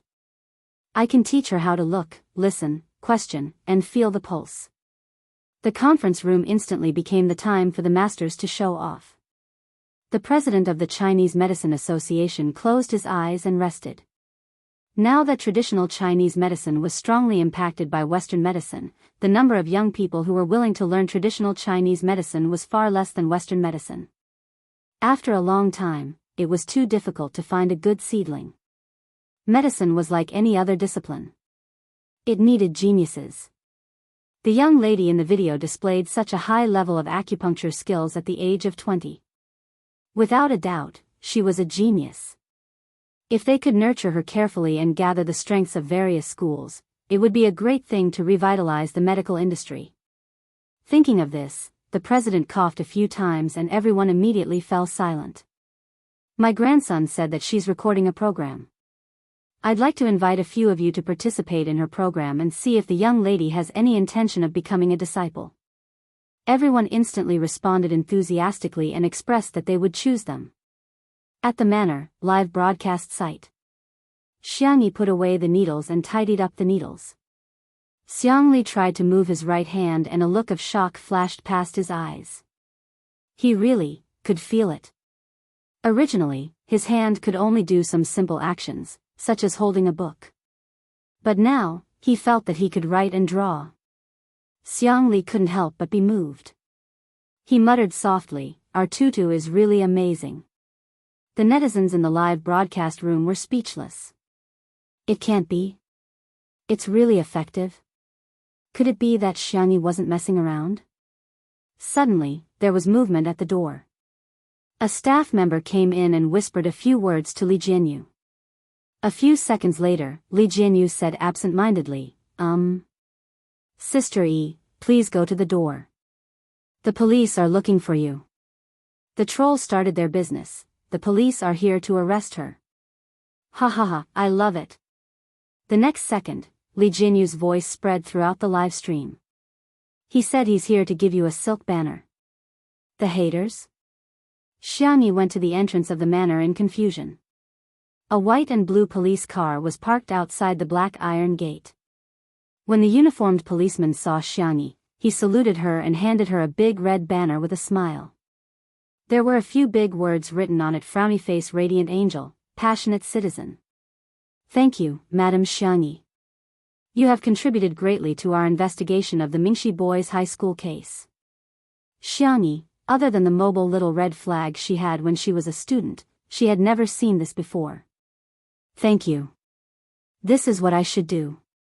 The netizens in the live broadcast room were dumbfounded. They had only seen citizens giving silk banners to the police. So it was the other way around? This was really too amazing. Chapter 218. There was an uproar in the live stream. Official acknowledgement. What the F***CK? This isn't a script, is it? She's just an ordinary, warm-hearted citizen. Putting everything else aside, Li Tao, rational discussion. What's the standard of a female celebrity in the entertainment industry to receive a silk banner from the police? At this moment, countless haters were staring blankly at their keyboards with blank looks on their faces. How is she being criticized? How is she being criticized? This female celebrity, Xiangyi, is toxic. She's also a female celebrity, but she's either glamorous on the red carpet or taking street photos at the airport. Occasionally, there's even some love scandals. What about me? Gardening, cooking, catching pigs, sanxian, traditional Chinese medicine. She drove a tractor to send a child to school and actually saved the child's life. Come to think of it, I actually have some charisma. With this silk banner representing official acknowledgement, coupled with the fact that the acupuncture she had given Xiangli was indeed effective, the comments section became much friendlier. Sob sob sob, I didn't dare to say anything, but I really couldn't take it anymore. Sister E is still a good child if she knows her mistakes and changes.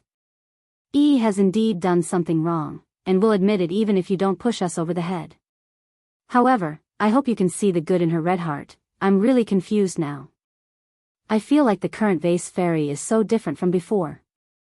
It's like she's a completely different person. You're not the same person. I used to like watching the videos of vase fairies variety shows edited by the Up in the Ghost section. She's a variety star and has participated in many shows, but she's really a black hole in variety shows. Not only is she awkward, she also likes to cry, put on airs, and act like a big shot. But now, she's a completely different person. I'm starting to wonder if she has a twin now. Xiangyi returned to the living room with the silk banner. Shi Sui chuckled. Do you want me to hang it up for you? Xiangyi was slightly embarrassed. No, let's put it away. I'll go check on Xiao Naofu, it's still ignoring me. Xiangli, who was sitting by the floor-to-ceiling window, flipped through the pages of the book on his lap with his pale fingers and said calmly, male creatures can't be spoiled. Once they're spoiled, they'll be spoiled. The words male creature had a double meaning. Shi Sui raised her eyebrows and looked at him from afar. Xiangli looked over. Their gazes met in the air. Invisible electric currents crackled and exploded as they clashed secretly. The girl suddenly snorted. Is Xiao Naofu a boy? Shi Sui, Xiangli, the two of them looked at Xiangyi. The little girl was curiously lifting the kitten's furry tail. Suddenly, Shi Sui clasped her wrist, and she could feel the warmth of his fingers. It's not good for you to take advantage of Xiao Naofu like this, right? Xiangyi explained in a low voice, no, I'm just curious. I want to see, cough. Her milky white ears gradually turned red. She had never raised a cat, nor had she carefully studied Xiao Naofu's body. In addition, Xiao Naofu was her system when she was about to transmigrate, so its voice was a kind of androgynous mechanical voice. She had always assumed that Xiao Naofu was a girl. The corners of Shi Sui's lips curled up slightly, and her peach blossom eyes narrowed lazily. So straightforward? That's not good. Xiao Naofu also wants to save face. In the live stream? Am I the only one who thinks the wrong way? Sure, Ingdi is too flirtatious. He's successfully made me blush in front of the screen. I'm louder than a screaming chicken. No one can cover my mouth. DBQ mom, I didn't become a scientist, but I became an expert today. Sisters, untimely occasion, I can. Chapter 219. The girl muttered weakly, but, it doesn't have that, what? Shui smiled. She didn't know if he really didn't understand or if he was deliberately teasing her. That one, the man's low laughter sounded in her ears. The two were so close that Xiangyi could even feel the vibration of his chest. Her wrist seemed to be gently caressed, and an indescribable feeling of affection arose. She felt a slight itch. She felt restless. Shui leaned over, turned off their microphones, and whispered a few words in her ear. Then, as he wished, he saw, the redness on the little rabbit's ears became more prominent. Xiangyi. So that's how it is. Xiao Naofu, who was on the hammock, licked its paws and glanced at Xiangyi in disgust. Stupid woman. Not only could she not tell its gender, but she couldn't even tell how bad the two men in the room were. Especially Shui, this stinky man. Even a dog isn't as good as him. A moment later.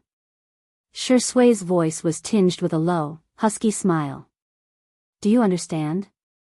Xiangyi's voice was like a mosquito as she replied, not far away. Xiangli flipped through his book and said coldly, do you think you can hold Tutu's hand just because you want to? He was plotting something. Did he think that he, Tutu's second brother, was dead? Only then did Xiangyi realize that Shui had been holding her wrist the whole time. As if she had been scalded, she pulled her hand away and said uncomfortably, I'm going to make a cake. Teacher Yin and the others should be back soon. The girl fled into the kitchen. Shui looked at Xiangli and mouthed a few words with his thin lips. His back was to the camera, so the audience in the live broadcast room couldn't see it. However, Xiangli could read lips and easily recognized Shui's words. Don't be angry, second brother-in-law. In Nanchang, men would only call their wife's brother or uncle. Xiangli secretly gritted his teeth. I treat you as my brother, but you want to hit on my sister? Dream on. The manor stretched to the green hills not far away. Xinguang accompanied his wife for a walk here. He took off his coat and put it on her. Madam, take a rest. The cameraman was filming silently. After returning from Mingxi Boys High School, Yin Jiangxue was not in a good state. She tightened her husband's coat and sighed.